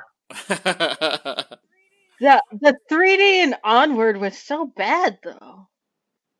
I don't know. I thought it was decent in certain spots, but I mean, it's not Clash of the Titans or Priest bad, so. Yeah. Well, it's not as good as it should have been. Like it barely felt like it was in 3D. I mean, it's the same thing with most of the Pixar films in 3D. It's like it could have been better. All right, so let's keep going here to a very controversial movie that flopped. Ugh. Okay, I still have so many thoughts and frustrations about this movie. I do too. I have plenty with this movie. Yeah, let's light our pitchforks and torches. Let's have them both. I just want to understand what went wrong here. I want to know what the original plan for this movie was and what the hell the producer did to completely butcher this movie. So we're talking about... they didn't hire Barry Sonnenfeld. Men in Black International. This is like a movie that, by all accounts, should have been a good movie. No, it's not a movie. It should have been a good movie. By this is somehow this is the epitome of how somehow you can put all the pieces of a good movie together and still somehow not have a good movie if you don't have the right glue. If you don't. Dude, I don't know what went wrong here. It's so frustrating. I do. Producer interference. Yes, that's it. What the hell did the producer? What was the producer thinking? I just want to know what happened there. He wanted generic movie. Yes, and that's the exact opposite of what you need. He wanted exactly. He didn't want the story. The original story basically was going to be about immigration and aliens. Yeah. That's the thing that frustrates me the most is that Men in Black has always been about immigration. It was never not that. And so to try and make a Men in Black film and not have it be political is why it failed so horribly. Yeah. Well, that I think the producer was like, I want to make a Men in Black movie, but without funny jokes, and they succeeded. What made me the maddest is because of this piece of shit, we did not get a Men in Black crossover with 21 Jump Street, which would have been great. MIB 23. I would have loved to have that. Yeah, and Johnny Depp would have probably done it too. Yeah. Well, he died at spoilers. He died at the end of 21, if I'm not mistaken. Yeah, but he still would have they would have worked him in, even as a flashback. Yeah. Probably. 21 and 22 Jump Street are surprisingly awesome movies. Yeah, I didn't have any expectations, and they were great. Can just take anything and just make it. And after I watched this film, I went and watched Thor Ragnarok, and to see what Thor Ragnarok was and see what Men in Black obviously could have been. Yeah, because they had so infuriating. Y'all were so close to having a good movie. If this was just a bad movie, I wouldn't be so angry about this. It's that it was a bad movie. It's mediocre. It was that it's a bad movie that should have been good. It should have been so good, and it wasn't, and it makes me mad. They had a good director. They had good leads. They had so much potential. At one point, they must have had a good script, but the script was butchered because, yeah, they had a script that wasn't generic. Mm-hmm. And then they fought, and hopefully someday we will get a director's cut of this. But I think another thing... I want to know what this movie originally was supposed to be, because what I saw was not what this movie was supposed not. Yeah. So, Krista, you gave it a 6 out of 10. Do you feel that was too high? No. It's like a 5 or a 4. Four, solid 4. I forgot what I gave this. I'm pretty sure it wasn't very high. 6 was too nice of me. Yeah, I liked. I'm the only one that kind of liked it, but I agree with you that it should have been better. Like this is what pisses me off, is not when movies are bad, but when movies that are supposed to be good are bad. Yeah, You see the potential, Pawnee- but it doesn't get to it. Yes. Pawnee was the only good character in the movie. Right. Which surprised you. That little alien guy. You would think that alien was going to be super annoying from the commercials, but he worked. Like, okay, Yeah. I actually see, like, the fundamental, like, the center of the story, which was that there was a villain inside of the Men in Black organization. That is a very good premise, and they just executed it so poorly. Well, it's because they had that one guy. It's like, oh, he's obviously not going to be the villain despite being a jerk, and it's going to be spoiler alert, which I'm not going to say. It's Because, like, there were only 2 options as to who the villain was, and they were just trying to make you think it was this guy so hard that, like, it was completely predictable what the twist was. yeah. And it was like, it just didn't work. It didn't work, they- and it makes me And they mad. wasted Rebecca Ferguson as that 3-armed alien. They wasted, like, another thing that I hate about the movie was they didn't have Rick Baker to do the makeup, which he did in all the 3 previous movies, and this was all CGI makeup, or not even makeup, CGI. It was just horrible. I hated it. Like, what confuses? Like, there's so many good things about this movie, and it just doesn't come together, and that confuses me. No. So Well, it's because F. Gary Gray, a great director, wasn't allowed to work. He was just forced by the producer to be like, I want this and only this. If I don't get this, then you're going to redo this my way. So, Krista, you didn't like the 3D aspect of this movie either. no, it wasn't even that No. good in 3D. No. No, it was barely there. Yeah, no. And Like, it should have some of worked. this, like you were talking about, like the tunnel scene or whatever it was that should have looked amazing in 3D. Barely noticed any 3D whatsoever in that scene. Yeah, like even little things like whenever they're on that rocket bike in the Middle East, it should have worked better in 3D, which it barely did. Weapons usage didn't work. Even the Eiffel Tower didn't look like a tower. Like, I mean, it didn't look imposing like it should be in 3D. It was just, oh, it's Yeah. there. This is like, this just pisses me off so much. I wanted to love it. Yeah. I went into this movie so like I think part of the problem is that I went into this movie so excited for what I thought it was going to be, and it just let me down so horribly. Yeah, I mean, the trailers didn't make it look great, but it was coming out on my birthday weekend, and I'm a big fan of the Men in Black movies, and it was 3D, so I'm like, oh yeah, I'm going to enjoy this. No, I hated it. It was worse than And I Dark was just Phoenix, like- which everybody like- hated. Like I think like what's the problem is I feel so bad for Tessa Thompson. Is like like people went and like tried blaming her, like, oh, this is why you can't have a black woman in a film or whatever, and I'm like, No, it's that's not her fault. it's not her fault. Like, she's the only good thing about this damned piece of shit movie. Well, that and Pawnee. Her and Pawnee worked really well, but I mean, her character was given no personality, and also read a story where Chris Hemsworth and Tessa Thompson hired their own writers to make jokes, which That was the work. thing was like Chris like Tessa Thompson like they didn't know what was going on with the script because people kept changing the script. They kept fighting over the script.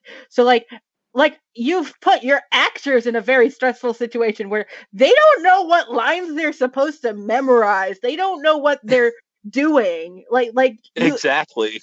Like you've made everyone there like not able to do their jobs properly because they don't know what's going on. So this one is definitely one of those movies that when you reviewed it, you now, looking back, it's not aged as well as you would have liked it to be. No. Oh, it just makes me madder and madder. Yeah, like with time, I've gotten more annoyed at this movie. Yeah, the stinky cheese. I got even stinkier as the year got on. Because I remember, at first I was like, okay, I liked it. I don't hate it as much as you guys do, but I mean, I remember at the time I was like, this is a passable movie. It's not. No, I mean it's a situation where it's not bad. I'm just disappointed in you, and that hurts Yes. worse.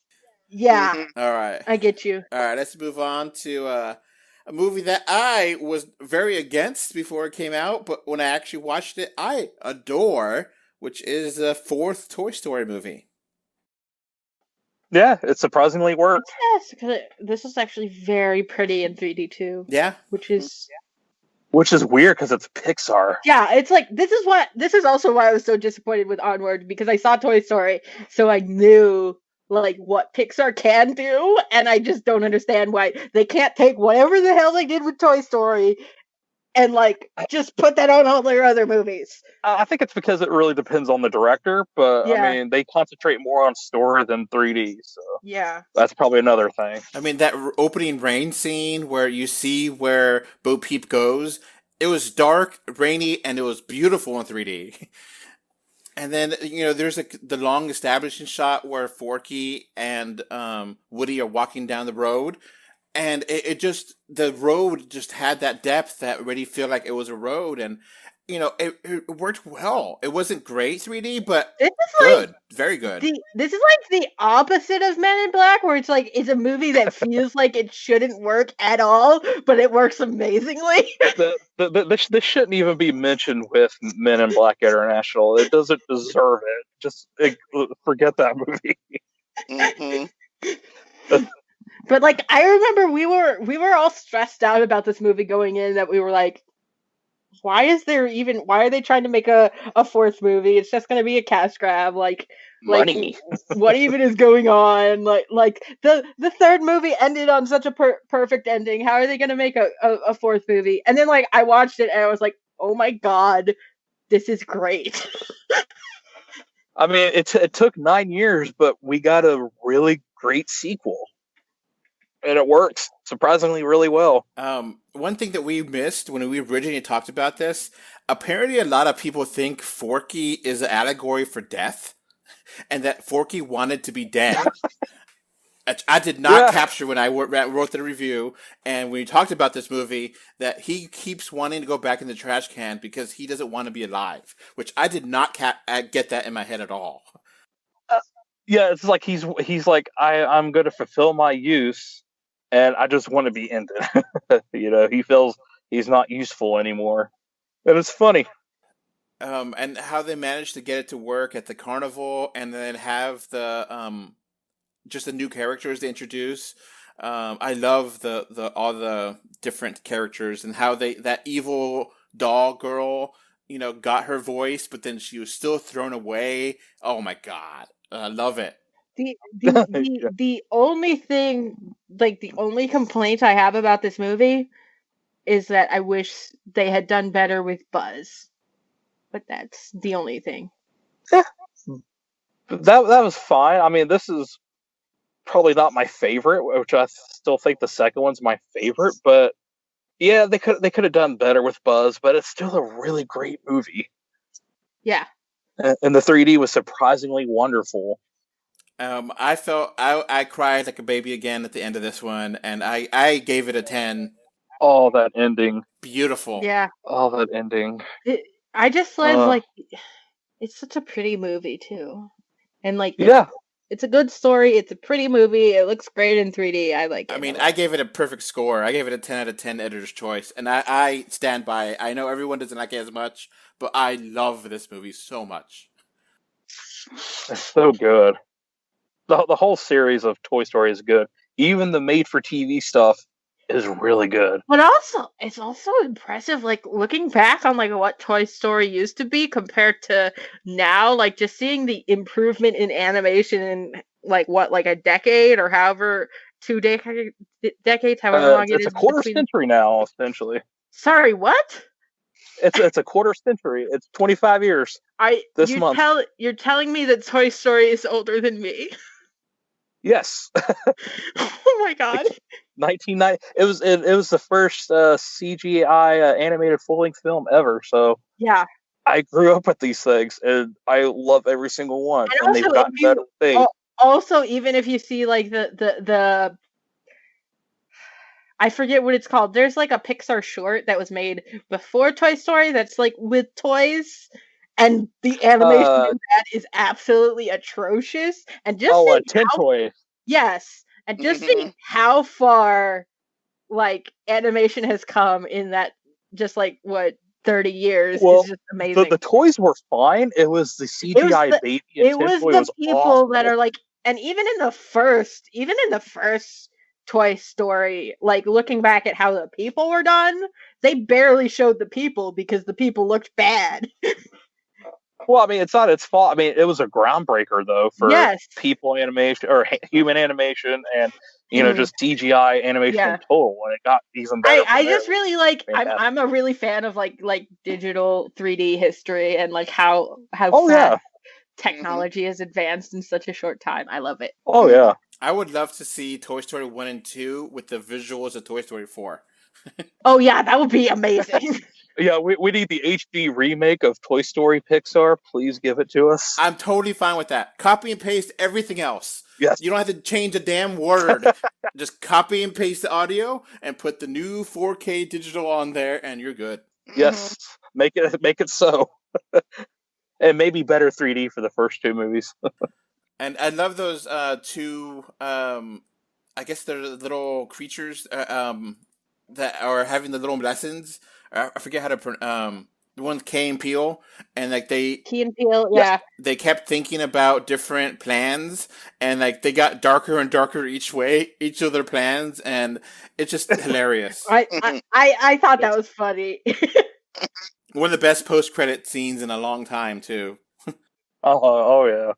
Yeah. Classic Jake, what are your thoughts on Toy Story 4? I liked it fine.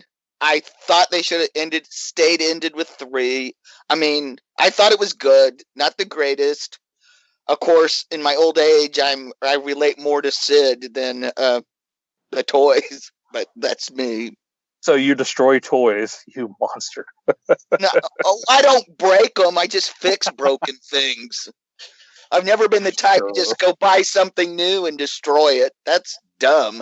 I'm not going to waste the money. I'm not going to waste the money, but hey, in Halloween, I get to shine. I get to rip apart broken props and stuff and scare the hell out of kids. Nice. All right, let's keep going here to Spider-Man: Far From Home, and it's been, it's one of those things that we're excited to see what the Marvel Cinematic Universe is going to be after. Avengers Endgame, and then we got this, and I really, really liked this a lot, and we like just a sample of what's there, and then we're still waiting for, another year until we get probably more movie. I don't know. So, Spider-Man, what are your thoughts? New Jake? I really enjoyed it. It's not as good as Homecoming, but I really got a kick with it. The European locations were unique for a superhero movie. Tom Holland's as good as ever. Him and MJ develop a better relationship, which was really cool. Jake Gyllenhaal is surprisingly good as Mysterio. It was a really good movie. The 3D was really good, especially the trippy stuff with Mysterio. I just enjoyed it, and especially that twist. I've been wanting a resolution for that twist since I seen that in theaters. I need it. I needed it like yesterday. I really love this movie. Jake, you reviewed it. You gave it a 9 out of 10. Do you still stand by that? Yeah, I still stand by it. It just seems so awesome. I love Ned Leeds, Peter Parker's friend. And I just love the whole dynamic between the kids. I joked, I said I would have given it a 10 out of 10 if they had Matt Damon singing the Scotty No. That would have been perfect. It's a pity he didn't do it. That would have been awesome. And this Spider-Man movie feels fresh. Like, it feels, finally we get him out of New York and we get a brand new villain again. Mysterio is fantastic. I mean, yes. I love Jake Gyllenhaal in this, and I feel like how they handled everything with the post universe, I really liked. I liked how you got some kind of talking about the snap from the kids' perspective and how that worked. I want more. Oh yeah. Mhm. Yes, Yeah. I want the multiverse to happen. Yeah, Yeah. that was one hell of a tease. It Uh-huh. is, and they brought back somebody that I love for that tease, and it was completely surprising, and I was blown away in theaters. I loved it. Krista, have you watched this yet or no? Nope. Okay. Well, You need to. yeah. I'm not going to add to her list of movies. There's a lot of things I think she has to see way before this. Yeah. Well, she needs to see the MCU as a whole. She needs to. I mean, right Come on, Krista. right now, since there's no movies coming out, you got something to Just, do. like, binge all of Marvel Yeah. There you go. for like a month. Just skip like, watch a Daredevil and movie- Elektra and all the A other ones. movie a day for a month. There you go. How many movies it's are there almost even in Marvel? 23 MCU movies, and then you got the TV series. So Jeez. you got The TV you could skip because it's not really connected, really, and I feel like the TV's really mixed bag. But Agents of Shield sucks. I love Shins. Agent Carter is part of the MCU. Feige's all but said. And certain episodes of Agents of S.H.I.E.L.D. are worthwhile. But I'll warn you, that first season is a slog. Mm-hmm. I like Agents of S.H.I.E.L.D. a lot. I kept at it all the way through the end. I really hate Luke Cage. I think Luke Cage is boring as hell. So, but that talking about the Marvel TV shows because they're getting rebooted. So let's keep going here. We got a super controversial movie here that I probably gave too high of a score to. How dare you? Lion King 2019. I was surprised. A lot of people love the 3D here. I thought it was fine. I liked it. I didn't think it was wonderful or anything. The movie itself, I gave it a 7. I felt like it was fine. It just didn't get to the greatness that it needed to be. But I didn't hate it either. I kind of feel I should maybe give it a 6. New Jake, what are your thoughts on the new Lion King? I mean, you pretty much hit the head of the proverbial nail here. I mean, it really didn't need to happen. It didn't hit the magic that the original did. A lot of the voice casting was off, or some of it that should have worked didn't even work. Like, I don't know. It didn't need to happen, but it was beautifully animated, and 3D was fine. Again, this is another issue of like, how did you do the music so badly? You had Beyonce and you couldn't execute Nala's song well. What the hell did you do to get this wrong? Amen, sister. Because they're not making musicals. That's the thing. They're just making movies without without music. Yeah, they don't have music people doing these movies. And that's the problem with how are you doing a musical and like not understanding the fundamental principles of doing a musical. Well, I mean, you have a great director, but he's never done a musical. Mm-hmm. And the animals, yes, they look photoreal, but being photoreal, they don't have the character that the animated version, the cartoon version did. No. Like, it just makes it weird and kind of, like, uncanny valley and creepy. Yes. Yeah, it's like, because cats' face, like, or lions' faces and animals' faces aren't as, as animated as, an animated character, because, they're not as cartoony or human-like. That's the problem. They don't emote the same way. Yeah, they don't emote really well. Like, they do show some emotion, but it's usually like anger, fear, stuff like that. The thing is, like, the emotions they show is like the way humans interpret emotions are not the same way that other species show emotions. Because, as an example, a smile, which for humans is universally a good sign, in animals is generally a very bad sign. Yeah, like in hyenas, if they start smiling, you are screwed. Or like a lion, it's like, oh, you're going to be lunch. But yeah, it's too sterile of a movie. It's clinical. It's heartless. It has no heart to it at all. It's heartless, yes. And I don't know. It just, the 3D really disappointed me because I thought it should be better. I remember seeing the review of our competitor website, Cinema Blend, and they're like, "This is the best 3D. You got to see it. It's best technology." And it's like, Yeah. What the hell? no, it's not. I mean, did they mean 3D as in the animation 3D, or like 3D as in the picture quality 3D, like 3D pictures? They said the stereoscopic 3D aspect complemented it perfectly, and they gave it like a super high score. And I was like, no, I don't think it's that great. I don't understand the way they grade things. The way they grade things makes no sense to me. Yeah, I mean, their mathematical formulas, whatever. I mean, some of their stuff is pretty spot on, but I would say in this case, it's kind of off. And Krista's right. The songs just don't work. They don't work at all. No. I mean, I guess they're trying to make it sound more natural, quote unquote, but it's a talking animal movie. How can you get it natural sounding?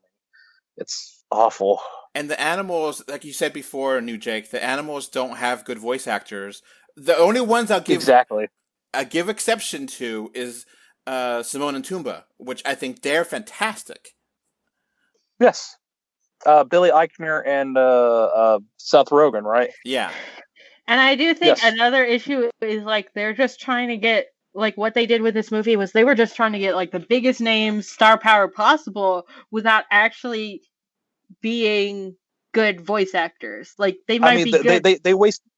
They might be decent actors, but like actors versus voice actors is like a different skill set, and so like yes. So because you have to emote with your voice, yes, not just physically. You have to project it, and yeah, it's not there. This is a line right from my written review, which I think is a perfectly way to hit this. This movie is not a failure. It just didn't resonate with me. It just is. That's how I feel like with like most movies at this point, which is very disappointing. But also, particularly Disney movies have this problem. Classic Jake, do you have anything to throw in there or no? Nope. I missed this one because there were so many 3D movies this time. So this is the one that I bowed out from because I can't remember why I wasn't part of it. Was this one of the times I was sick last year? I don't remember. But let's move on to Fast and the Furious presents Hobbs and Shaw. This is curious. Oh. Okay, so Classic Jake. Okay, this is for the Jakes because neither me or Krista watched this. So, Classic Jake, what's your thoughts on Hobbs and Shaw? Then we'll go to New Jake. Okay, having not seen any other Fast and Furious movies, nor have any interest in ever seeing any other Fast and Furious movie, this is a hoot, and I had a good old time. New Jake? Yeah, pretty fair. Of course, I've seen all the previous Fast and Furious movies, and I like them. They're not great. But yeah, this was a fun romp. This 3D worked really well for the action scenes. It was just so much fun, and it's such a shame that we didn't get it in 3D here in theaters in America, just on Blu-ray from Germany. Yep. Oh, and that trailer looked so beautiful in 3D. And why do you tease me like this? Yeah. It was like, real 3D, like real D3D in theaters, August 2019. And I was looking at the theater tickets, and I was like, where's the 3D? Where's it at? Oh, sorry, it got canceled. Yeah. Thanks, Universal. The last day, or like a couple days before, it got canceled, got pulled. So people were pissed. Yeah, why? I mean, the previous two were in 3D worldwide, but not here, and then they could have introduced it here, and they didn't. And it was perfect. It was so much fun. Mm-hmm. There's got to be a good story behind that we don't know. Yeah. Mm-hmm. Yeah. All right, let's keep going. We got a couple more. Angry Birds Movie 2. Krista, you reviewed this. What are your thoughts on this movie now? It's still fine. It's like not an amazing movie. It's fine. I mean, like, I enjoyed it for what it was. You gave it a 7. Do you still think that was too high, or think that's fine? That's fine. I have not seen this. Classic Jake, have you seen this? Yeah, it's 7's a good score for it. It's better than the first one. Yeah, it's better than the first Angry Birds, which is, it's a fine, like I might even like venture to say it's a good movie, but it's a completely forgettable movie because it like no one cares. It bombed too. Which sucks. New Jake, did you watch this? I have not, unfortunately. Okay. Yeah, it was so weird because this bombed, and like 2 months later, all right, it's on DVD. Yeah, like the first film was terrible, but it had really good 3D. So I kind of wish I'd seen this in theaters, but my schedule's so busy I didn't get a chance to. All right, let's move on then to another Krista movie. Now, this is an interesting story because none of us watched it besides Krista until recently, and I basically agree with Krista, but not to the same extent. Krista, do you know what movie you're talking about? You're talking about Neza. Neza. It's now on Netflix. So how do you feel about this movie? Tell us a story about watching this movie, just in case people didn't know. Okay, so I mean, when I first watched it, it was in theaters. It was only available in Chinese with English subtitles, and the theater was completely packed with like Asian American people, and like so like clearly like Asian people had heard of this movie, but like I had not heard of this movie at all. But like I went into like this movie knowing like literally nothing about it. When you told me to watch it, I was like, okay, I'll watch it. And it was amazing. And seeing it in 3D on a big screen was just like the best 3D experience of my life, potentially, because the 3D in this movie was just so good. You watched it IMAX even with subtitles? Yes, even with subtitles, they didn't screw up the subtitles in 3D either, which I was so happy about because like it's so easy to screw up 3D subtitles, but it's like they didn't screw up the 3D subtitles, and I was like, oh my god, this movie is great. It's so pretty. It has such good world building. I love the story. I love everything about this movie. Then I rewatched it recently, like a couple months ago, when it came out on Netflix, and it came out with the English dub, and I rewatched it with the English dub, and I still love the movie, but I feel like the English dub made it kind of kitschy, and like the English dub makes it seem more weird to me, but I still like it. All right, classic Jake, you watched this? Yeah, I was supposed to see this in theaters, but I had my ticket for seeing it in Portland, and my brother was like, we're going to go to the Make High in Florida. And I said, okay. Big disaster, hurricane hits, we're stranded in Atlanta for a week. And the theaters in Atlanta did not book this in 3D. So I was pissed. So I finally got around to seeing it on Netflix and decided, it's 3 a.m. I said, I need to check this out so I can talk about it. So I figured I'd watch 5 minutes, and then if I liked it, watch it the next day. Ended up staying up to 6 a.m, but to watch this because it's so compelling, and I just had to see it. And it's a pandemic, so who cares? There's no bedtime. There's no bedtime anymore. So Krista gave this a 10 out of 10, and she also gave it Editor's Choice 3D, great 3D. Obviously, we did not watch it. I watched it as well about a month ago. I didn't watch it in 3D, but I definitely saw the potential because it is a beautifully shot movie, and I was like, oh wow, I can imagine this scene looking great in 3D, but obviously it's so good in 3D, like I promise you. But the problem is how impossible it is to see in 3D now.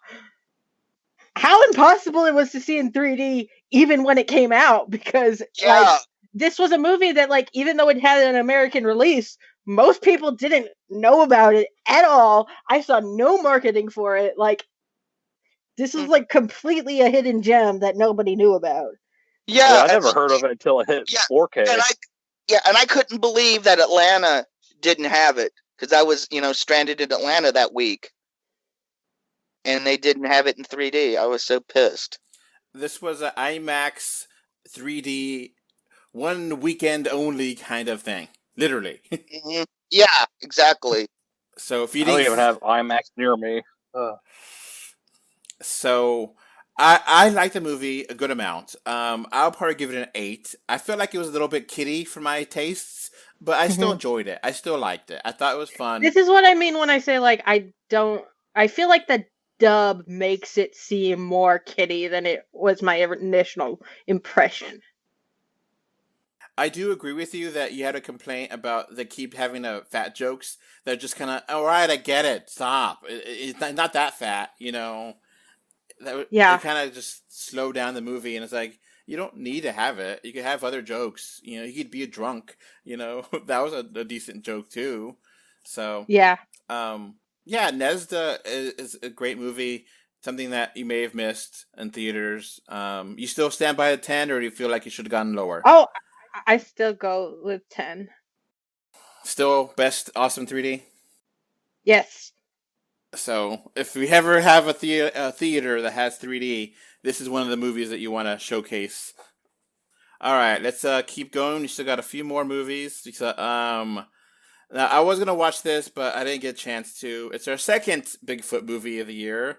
Now, this movie was not controversial until Chinese got to hear about it. And they have a map in there that apparently is controversial. But Jake, you reviewed it. Classic Jake. What are your thoughts on Abominable? It's not bad. It's not the best Bigfoot movie of 2019. But it was fine. I mean, this is really good kids fare. I mean, it's above average. It has beautiful animation, and it's got good 3D. And it has some standout scenes. Especially stuff with the berries and stuff was really good. It seemed like it would be really pretty in 3D. Mm-hmm. Yeah. Yeah. It's one of those, ooh, ah, ooh. New Jake, did you watch this? Yes. It was entirely adequate. It had some really good 3D though. Fun fact: even though it was released by DreamWorks, it wasn't made by DreamWorks. It was made by a Chinese company called Pearl. I think it's Chinese, if I'm not mistaken. Mm-hmm. Yeah. But and if they animated that map with the because it had a map of Tibet, which is entirely supposedly Chinese owned in communist China, but if they made that in there, I don't know why they did that, especially if they're Chinese. So that's the odd part. Well, Hong Kong and mainland China, even though they're technically one country, they're not really. There's right, a lot of, yeah, because that's a democratic zone. Yeah, and there's a lot of pushback about stuff. Oh, yeah. Mm-hmm. That's what all the protests are for. Yep. So, adequate movie. Let's move on. We got so many more movies to talk about. Anything else you want to mention, or nah? No, I mean, it was just entirely adequate. Yeah. Go see if you only want to go watch one Bigfoot movie in 3D, make it Missing Link. If you want to watch a second one, I would watch Abominable. I'd watch Smallfoot. This I would make Smallfoot. Yeah. So Abominable would be your third one. Yeah. All right, let's keep. Kind of became the animated Bigfoot movie expert by accident. Others I gotta track down, like Son of Bigfoot and.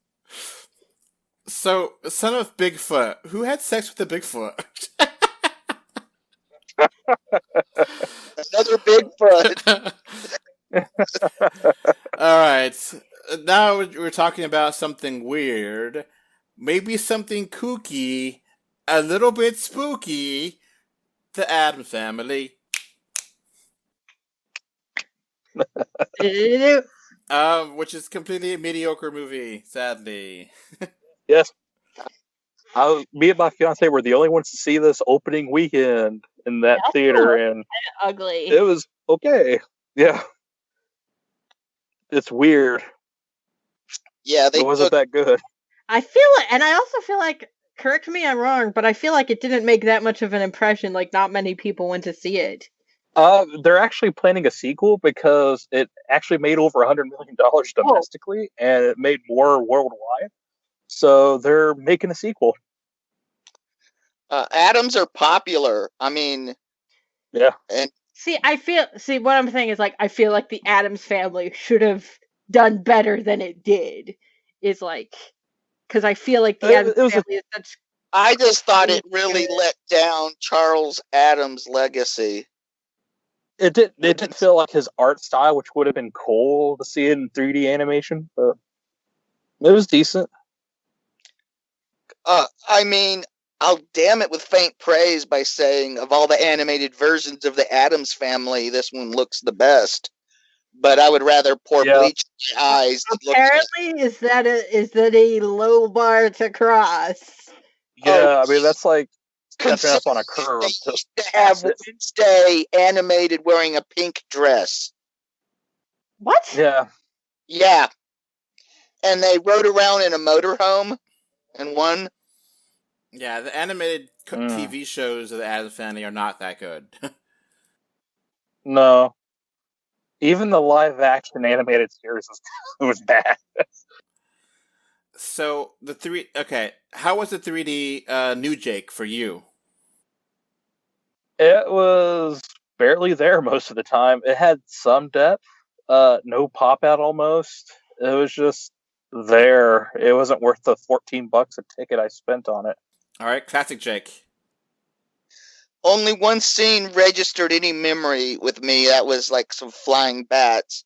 But besides that, it was just basic, uneventful, not worth the expenditure.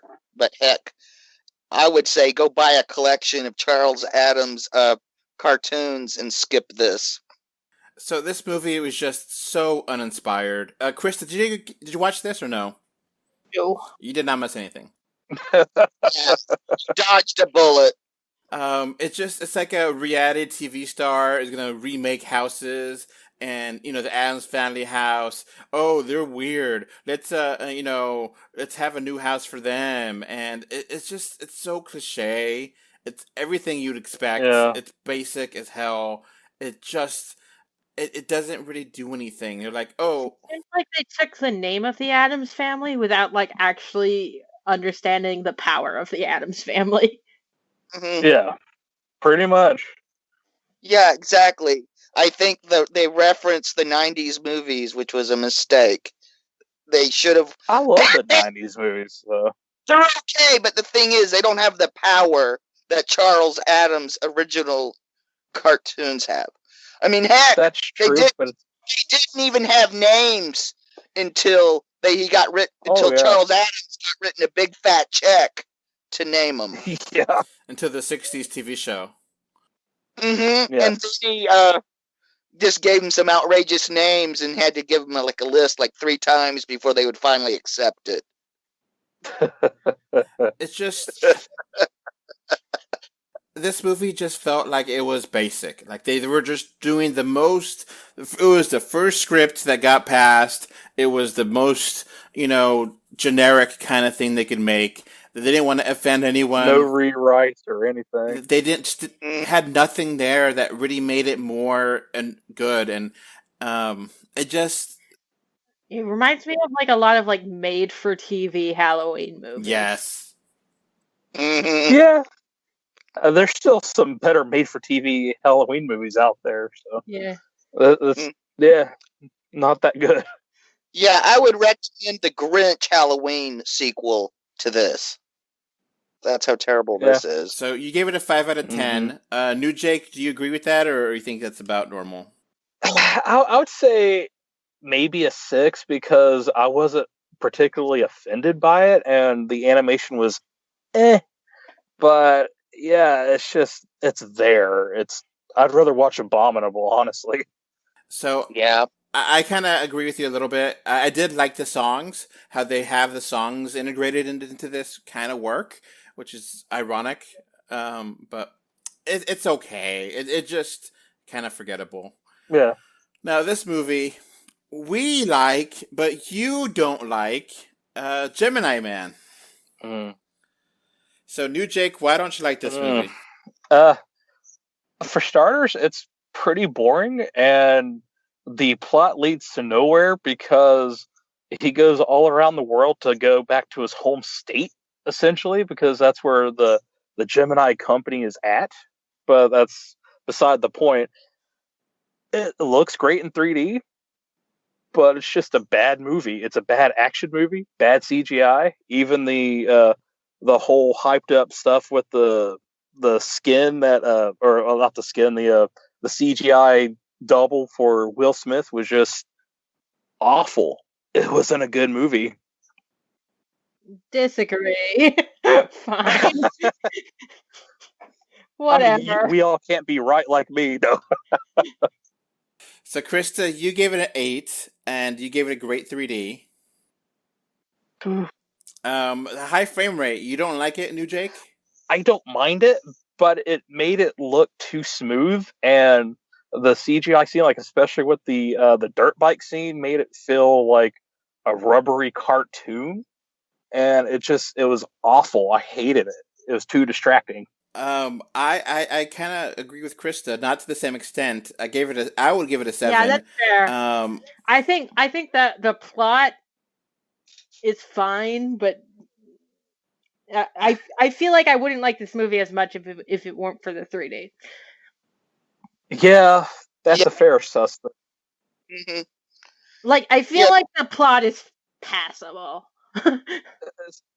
They had so many opportunities, though, because I was expecting like it was going to end in the Gemini headquarters where there would be an army of clones to fight. See, that's but it was what I was thinking. As I was like, there is no way there is just like this one clone. Like they killed like they were like they wrapped it up too cleanly. They were like, oh, there are no clones. The end. Like there are definitely other clones. Like you can't tell me. Like you can't tell me that a government conspiracy this deep and long running is solved by killing one dude. Exactly. I mean, is it like it's just that government agency ran too deep to have just more than two or three clones. I do think part of the reason is because the film industry is so entrenched in like the military industrial complex that they don't want to actually piss off anyone in the military by saying anything useful about the military.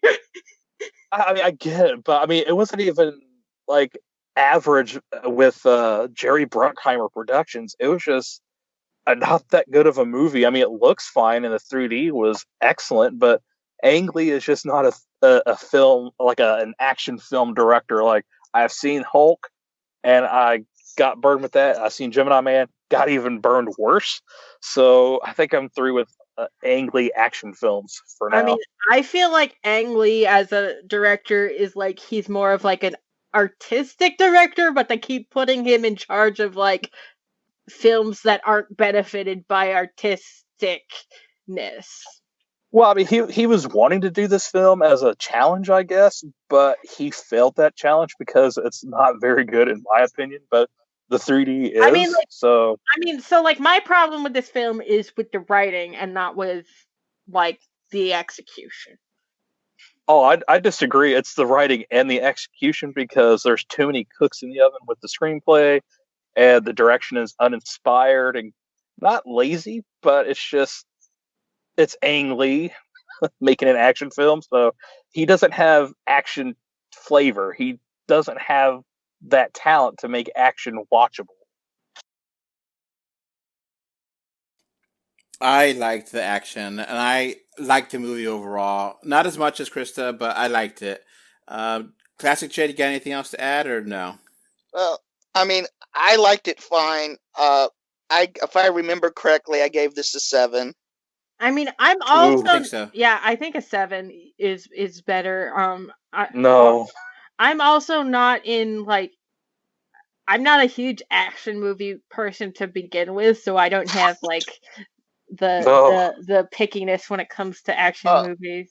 The thing that I this in the 7 camp for me was the scene with Clive Owen when he basically is talking to Will Smith, and he's talking about basically he's like, we can have a new, better form of slavery. Yeah. yeah, essentially government sanctioned slavery. Slavery. Yeah.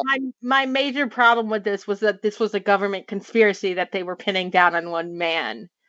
And it's like, Yes. if this was actually happening, it would be much deeper than that. It would not just be like this one dude who is like Oh, I agree. And off on his own. And don't even get me started about, okay, how in the hell did he graduate college so fast? So, New Jake, what score would you give it? It's certainly not a 7 or 8. That's too damn high. I would say it's completely middle of the road, a 5. But the 3D, 9 or 10, because it's just so fantastic. It's demo worthy for the 3D. That's it.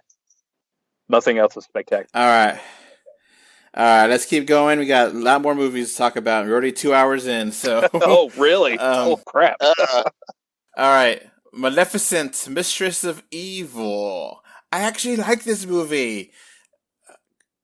New Jake, did you watch this? I have not seen either of the Maleficent movies. I plan on doing it, but not now. I mean, I gave it a 6, and I think that's fair, but I still like it more than I thought I would. Yeah. Classic Jake, did you watch that? Remember this? Yeah, I just remember my main problem with this movie, it's like the first one never happened. Yeah, it's a weird kind of retcon, but not retcon, reboot kind of thing. But they show you everything that happened in the beginning of this movie. Like, they retell it to you just in case you didn't watch it. And, Krista, did you watch this or no? No.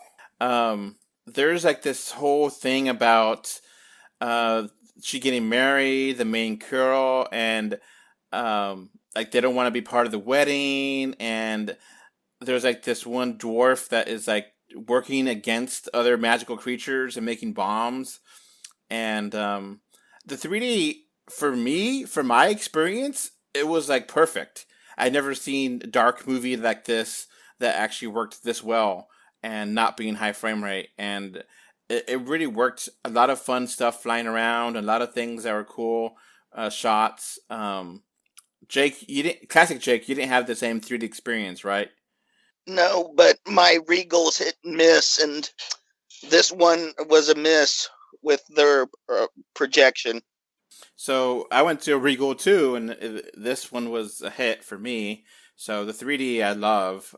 Movie itself was fine. It was basically what you think. In the middle of the movie is really boring, and they reused the smoke effect. I think they reuse it from Avengers Infinity War, where they snap people. That's how a lot of these witches die. They snap, they turn into the ash, and it's kind of weird. It's okay. I liked it. I don't think there's going to be another one of these movies. I don't think it did that well. No, it flopped, I think. Yeah. All right, let's keep going. Now, this movie almost came out a year ago. Krista, you loved this movie. Frozen 2. Oh yeah, I still love it. Mm-hmm. It is so pretty, and it is arguably not even like it's a better movie than the first Frozen, which is like I feel like the first time Disney has managed to make a sequel that was better than the original. Frozen wasn't that good of a movie, unfortunately. Yeah, Frozen was a song. They had a song and then created a movie around that song. Yeah, that's pretty fair. This is actually a musical. So, new Jake, you didn't like it? I haven't seen Frozen 2 because I didn't like Frozen 1 all that much. But I mean, I'll see it eventually. But I'm in no rush to see it. This was so like the 3D blew me away. Like I was not expecting good 3D from this movie, and I was pleasantly surprised. Hmm. I mean, the first one did have really good 3D, but it didn't make it enough for me to enjoy the movie. I just mean, thought like the movie was overhyped. looking back, the first one wasn't that visually interesting compared to No. compared to what they were able to do with Elsa's powers in Frozen 2. Like it makes the first one look even more bland, considering how they were able to visualize the magic in Frozen 2. Like they do such pretty things with her magic to me. Hmm. Right. And they do imaginative things, and even the cash grab for toys, aka the ice pony, looked wonderful. I mean, like the two songs that were like Elsa's songs, the one that was like Into the Unknown and Show Yourself, both of them were just like aesthetically so stunning to me. Particularly Show Yourself, that was like a showstopper. Oh, this music was a lot better than the first one too. Yeah, the first movie's music was awful. Like Let It Go is one of the worst best song winners ever. I don't think Let It Go was a bad song. I think it was just overplayed so many times that people got tired of it. Mm-hmm. But it's not even the best emotionally relevant song of Frozen. I would have to say that'd be Do You Want to Build a Snowman? That one actually had heart and it felt good. Uh-huh. And I've listened to some of the songs that were like cut songs from Frozen that I don't understand why they were cut. That's a different issue. But like basically there was a song originally in Frozen that was a fight between Anna and Elsa, like a genuine, like they had a disagreement, like and like right. and like the fact that they took that song out and they took out like any Anna having any agency in that movie, basically to like say no, how you've been treating me is actually bad, and the fact that she didn't do that, like it took away some of the emotional power that it could have had, in my opinion. Yeah.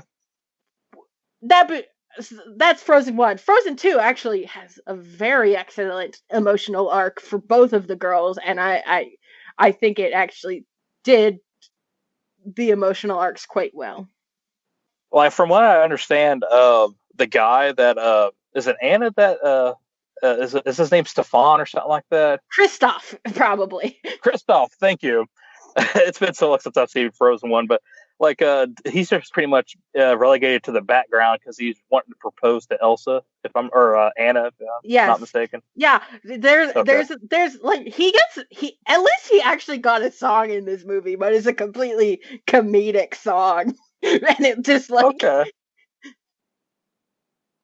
Yeah, and they kind of make fun of that song with. They released a shot for shot live action version of that song with Weezer. Awesome. Oh no. Oh no. Weezer's going downhill.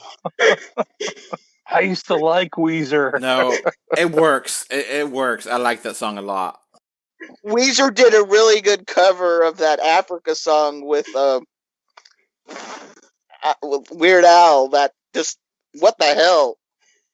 It didn't need to happen. That's the thing, though. Yeah, it didn't need to happen, but hell, it's nice to see somebody out Toto. Yeah. I don't think they out Toto, but eh. Well, after the Dune soundtrack, it's kind of hard to out Toto. No. So Frozen 2, I really liked it. I really enjoyed it. Krista, you gave it a 9 and an editor's choice. Do you stag mad at that, or do you want to go lower or nah? I think that's still fair. Have you seen it again since the original release, or no? I've seen parts of it again. I don't think I've watched it in its entirety again. Okay. Classic Jake, have you, what do you feel about Frozen a year later almost? About the same. I mean, I haven't watched it again, mainly because I haven't come across the 3D disc of it. I did It's watch on it twice sale. in the theaters. I did watch it twice in the theaters, once in 3D and once in 2D. But I would prefer to watch it in 3D again if I can. And there's definitely going to be a Frozen 3 because it made over $1 billion. I have Oh, no idea what they're yeah. supposed to do with Frozen 3 because that was a very good ending to that arc, I No, feel like. well, they're going to make Elsa fully gay in this one, probably. I mean, I actually don't think they're going to because, number one, again, Disney has no Courage. backbone. Yes. well, Yeah. they're going to look at their groups and they're going to see, okay, what countries would it get banned in, and if China. Russia. I And if think probably what's going to happen is they lean as heavily in the subtext as they can without actually going for it. Yeah. Just like what happened with Star Wars 9. We'll get there. So next up here, Jumanji: The Next Level. New Jake, did you watch this? Yes, it did. I enjoyed it heavily. Better than Welcome to the Jungle. It was faster, funnier. They played with the character stuff enough to make it not a retread or more of the same. The 3D was also really good as well. All right. I really enjoyed it. It's like a solid 7. Now, classic Jake, you gave it an 8. Do you stand by that, or you think more 7? Yeah, I stand by the 8. Danny DeVito and Danny Glover really were a shot in the arm. They added so much value to this. Yes. I really enjoyed this too. I thought it was so much fun. Mm-hmm. Aquafina was really good in the movie too. It's more the same, but they make it work. It doesn't make any sense why it would work again, but they have some great writers to make this work. Mm-hmm. The only thing that doesn't really work is the villains. The villains are the weak link here. In the original Jumanji, it was great, but then the past 2 movies, I don't even remember what the villains do or what their names are. They're that bad. True. Yeah. And this one feels more like a video game too. Like all right, we're gonna retread the video game thing. And Jumanji was kind of a weird movie that felt like it was like a video game, but it wasn't a video game, but it honored video games. It was kind of weird. Yes, yeah, and I love the glitch stuff that happened after they destroyed the console of the game. It was kind of fun to see that. Krista, do you watch any of these movies or nah? No. All right. Oh, you're missing out, girl. All right. Next one is a big boy. Mm. Star Wars Episode 9: The Rise of Skywalker. Oh God. Man. I was so burnt out after watching this. I feel like Star Wars had so much potential and they just ruined it. I don't know. Thank you, Last Jedi. I actually like Clash Jedi. Yeah, I did certain aspects, but to subvert expectations, to kill off major characters was a huge shot in the face that I can't recover from. Well, once I knew Harrison Ford agreed to appear in it, I knew they were killing Han. Yeah. I mean, so my problem with the Star Wars franchise is they just how do you say it? Butchered the characters of the original trilogy. Yes, they butcher the characters of the original. They ruin the new characters. Disney should have just rebooted when they got the property from Lucas.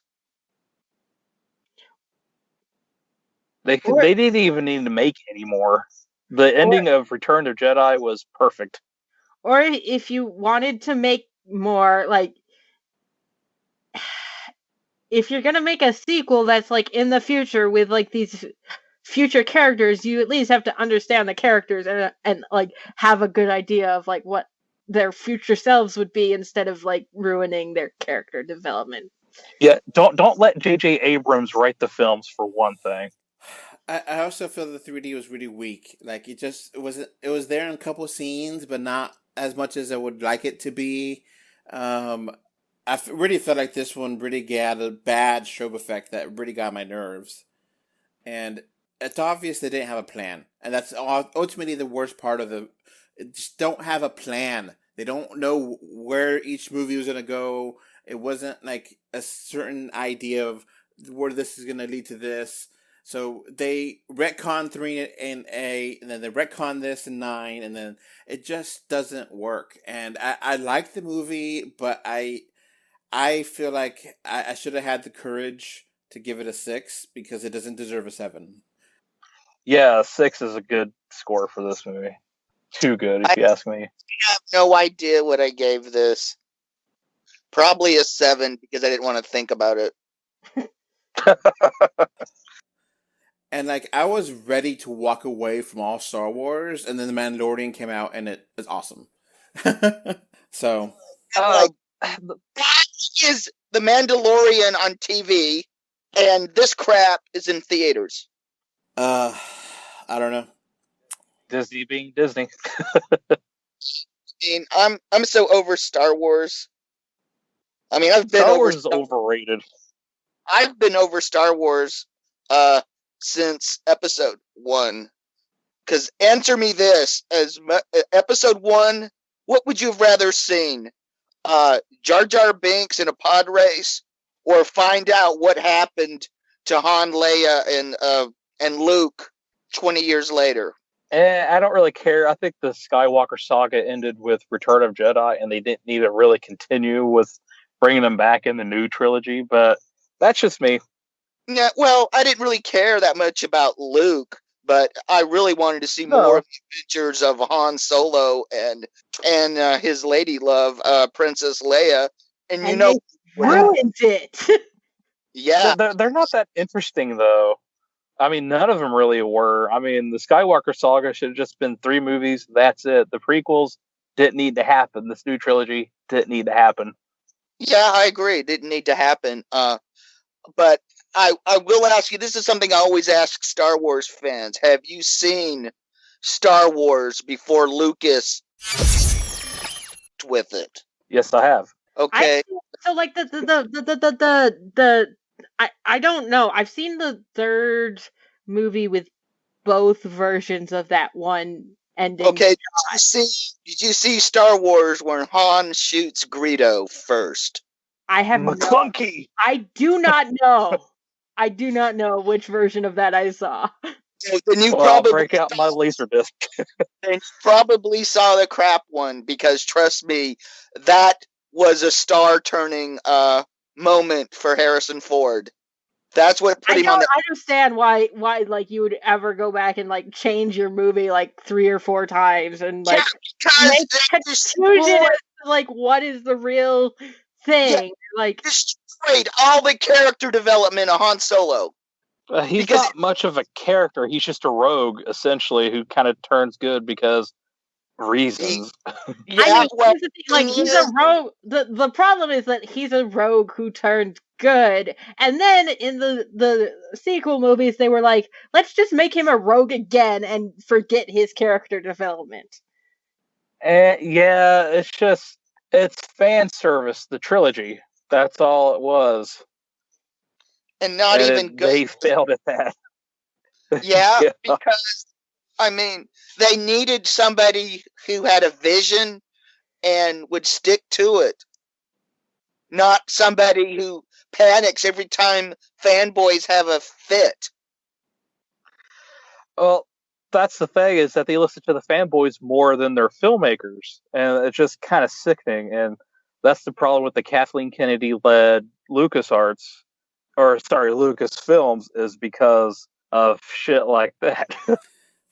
And this movie, the first half of it was chasing after this MacGuffin, then going after that thing, and then they're just like, oh, get it, stop it, just give me something. And then I don't buy the whole thing with, oh, well, he's evil enough that he got back to life. Kiss my ass. I don't believe that at all. That somehow... I think it was more he was a clone, if I'm not mistaken. It's just multiple clones of... of him. It's just And I know it's not entirely Lucas's fault, but I feel like over the years I've gotten less and less respect for George Lucas. Because George Lucas is not a great filmmaker or producer or anything. He's just there. Like I've read stories about how the original Star Wars movie, like the Episode 4, if you want to call it that, it was originally like Episode 1, where it's more politics, and his wife at the time was like, George, you're stupid. I'm going to make this movie better. And she did, even though it's not that great of a movie. She made it work. And okay, oh my gosh, I can't believe you said that, because like I've said that about Episode 4, and people don't believe me when I'm like I actually don't like Episode 4 that much. It's not as, I mean, there's only one great movie in the Star Wars saga, the entirety, and that's Empire Strikes Back, and then the other ones are just meh. Yeah. All right, so we got one more movie to talk about, and this movie is a surprise because me, Krista, and Classic Jake all crapped all over this movie all year long, and at the end of the day, I was wrong. Jake, you were wrong too, right? Yep. They're talking about Spies in Disguise. The pigeon animated spy movie is actually pretty damn good. Mm-hmm. I know you don't believe us. The 3D in the trailer was good. Krista, you don't believe us, but it actually did work. It works really well. You did watch this, Krista, or no? I haven't watched it yet. But you hated it too, right? Yeah. New Jake, what are your thoughts? Have you watched this or no? It's the peer pressure of talking to you guys. Y'all have made me cynical. Yeah, it's like I don't want to see a pigeon movie starring Will Smith. I mean, I'll give it a shot, but I mean, the 3D and the trailers look nice, but I can't see it in 3D, so why even bother? So this movie actually is so funny and clever and good characters. Jake, you reviewed it. What do you say about it? Yeah, and Tom Holland is great as this kind of his little sidekick. And Will Smith is hilarious as kind of the world's greatest super spy. It works. It doesn't make any sense, but it's way better than it imagined it to be. Mm-hmm. It's got great character designs. It doesn't take itself serious, but it's and the jokes are pretty good. And they got some just randomness to. There's enough randomness to it to make it interesting. Yeah. So you're saying that Blue Sky Animation made a good movie for once? Yes. Yeah. Holy shit! I'm like wondering. I'm like, holy shit! Was this the first one that John Lasseter did for him? Must have. I mean, it's so much better than their regular fare. In fact, it looks like a Pixar movie almost. Yeah, that's why I'm thinking, did it? Because I know John Lasseter went to work for them after he got left Pixar. Right. I mean, I wouldn't say this is a fantastic movie. I think all of us were thinking this was going to be a 3 or 2 out of 10, and it being a 7, which I agree with you 100%, Jake. When you reviewed this, you gave it a 7, and I think that's a great score for this. Is this huge surprise? Yeah, this is a genuine 7. Not, I don't want to think about this anymore 7. So, yeah, it's shocking how good this actually is, and it works better than you'd imagine it to be. I think part of the lesson here part of is the box office. Some of the weirdest pitches, some of like the weirdest explanations. Like, this movie did not have a good pitch. Like, you can't pitch this well, but like some really weird pitches work, and some surefire, like definitely gonna work pitches do not work. So like it's really like you can't judge a movie by its trailer type of a situation. Yeah.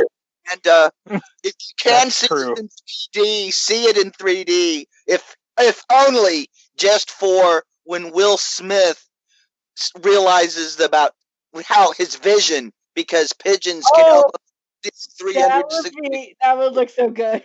I want to see that. It is so good in 3D. It is so good. That trailer in that scene was great. Mm-hmm. That's all I can justify. Is like the trailer looked good. I kind of wish I'd seen it now. Mm-hmm. And it plays out longer. It's not just a dick joke. And there's a really cool twist at the end that is like, damn, they actually are really clever here. So, Spies in the Sky is a big surprise. Actually, is worth watching, and it's a good movie. Mm-hmm. That's amazing. Woo! So 2019, that's a year. That's a recap. What's your favorite movie of 2019? Classic Jake, go. They Shall Not Grow Old, of course. No, you can't pick that. You already picked that for 2018. I picked it for 2019 too. Alright, you got a second choice or no? Oh, I would pick a Missing Link if I have a second choice. Okay. Krista, your best pick. Neza. Okay. New Jake, your best movie of the year. Endgame. You took it from me, so I will give How to Train Your Dragon. No, Toy Story 4, the number one for me. All right, worst movie of the year. Classic Jake, go. I don't want to say Rise of Skywalker because it was not the worst. It just felt like it. But what would I give the worst? Addams Family. All right, Krista. I feel like I'm gonna take yours, but Wonder Park. New Jake. Men in Black International, most likely. Oh, that's true. Yeah, that's pretty bad. Y'all want to change? No.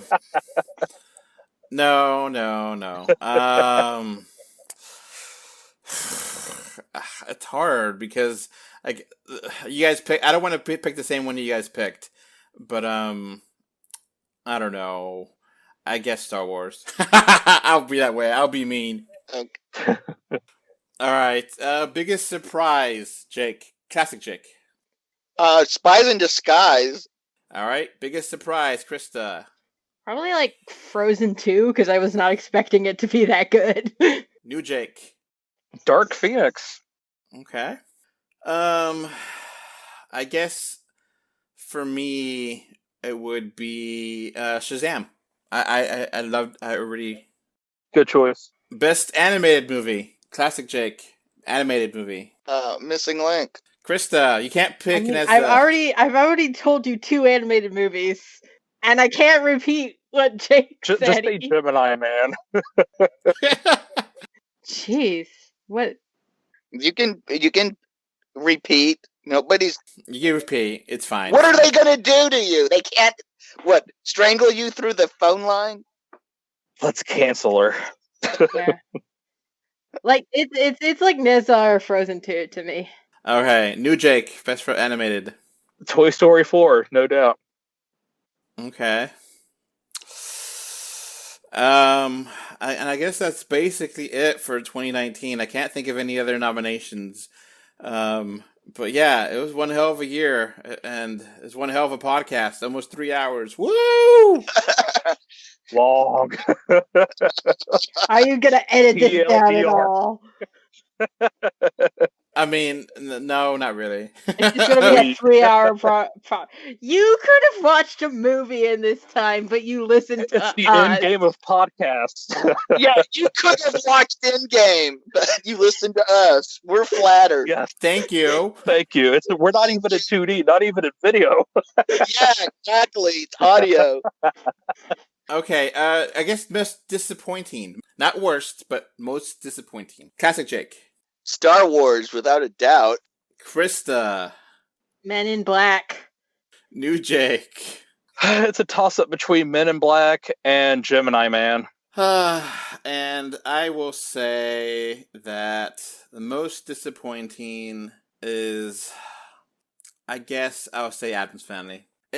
I was really kind of getting excited for it, and it kind of just, So, I mean, if we do a 2020... 20-minute podcast, all right. Yeah, just think of that, kids, when you next when we do the thing on 2020, it's gonna be like gonna bitch about the ones we didn't get. Yeah. Like SpongeBob. That'll be a 6-hour podcast, kids. I got other things to do.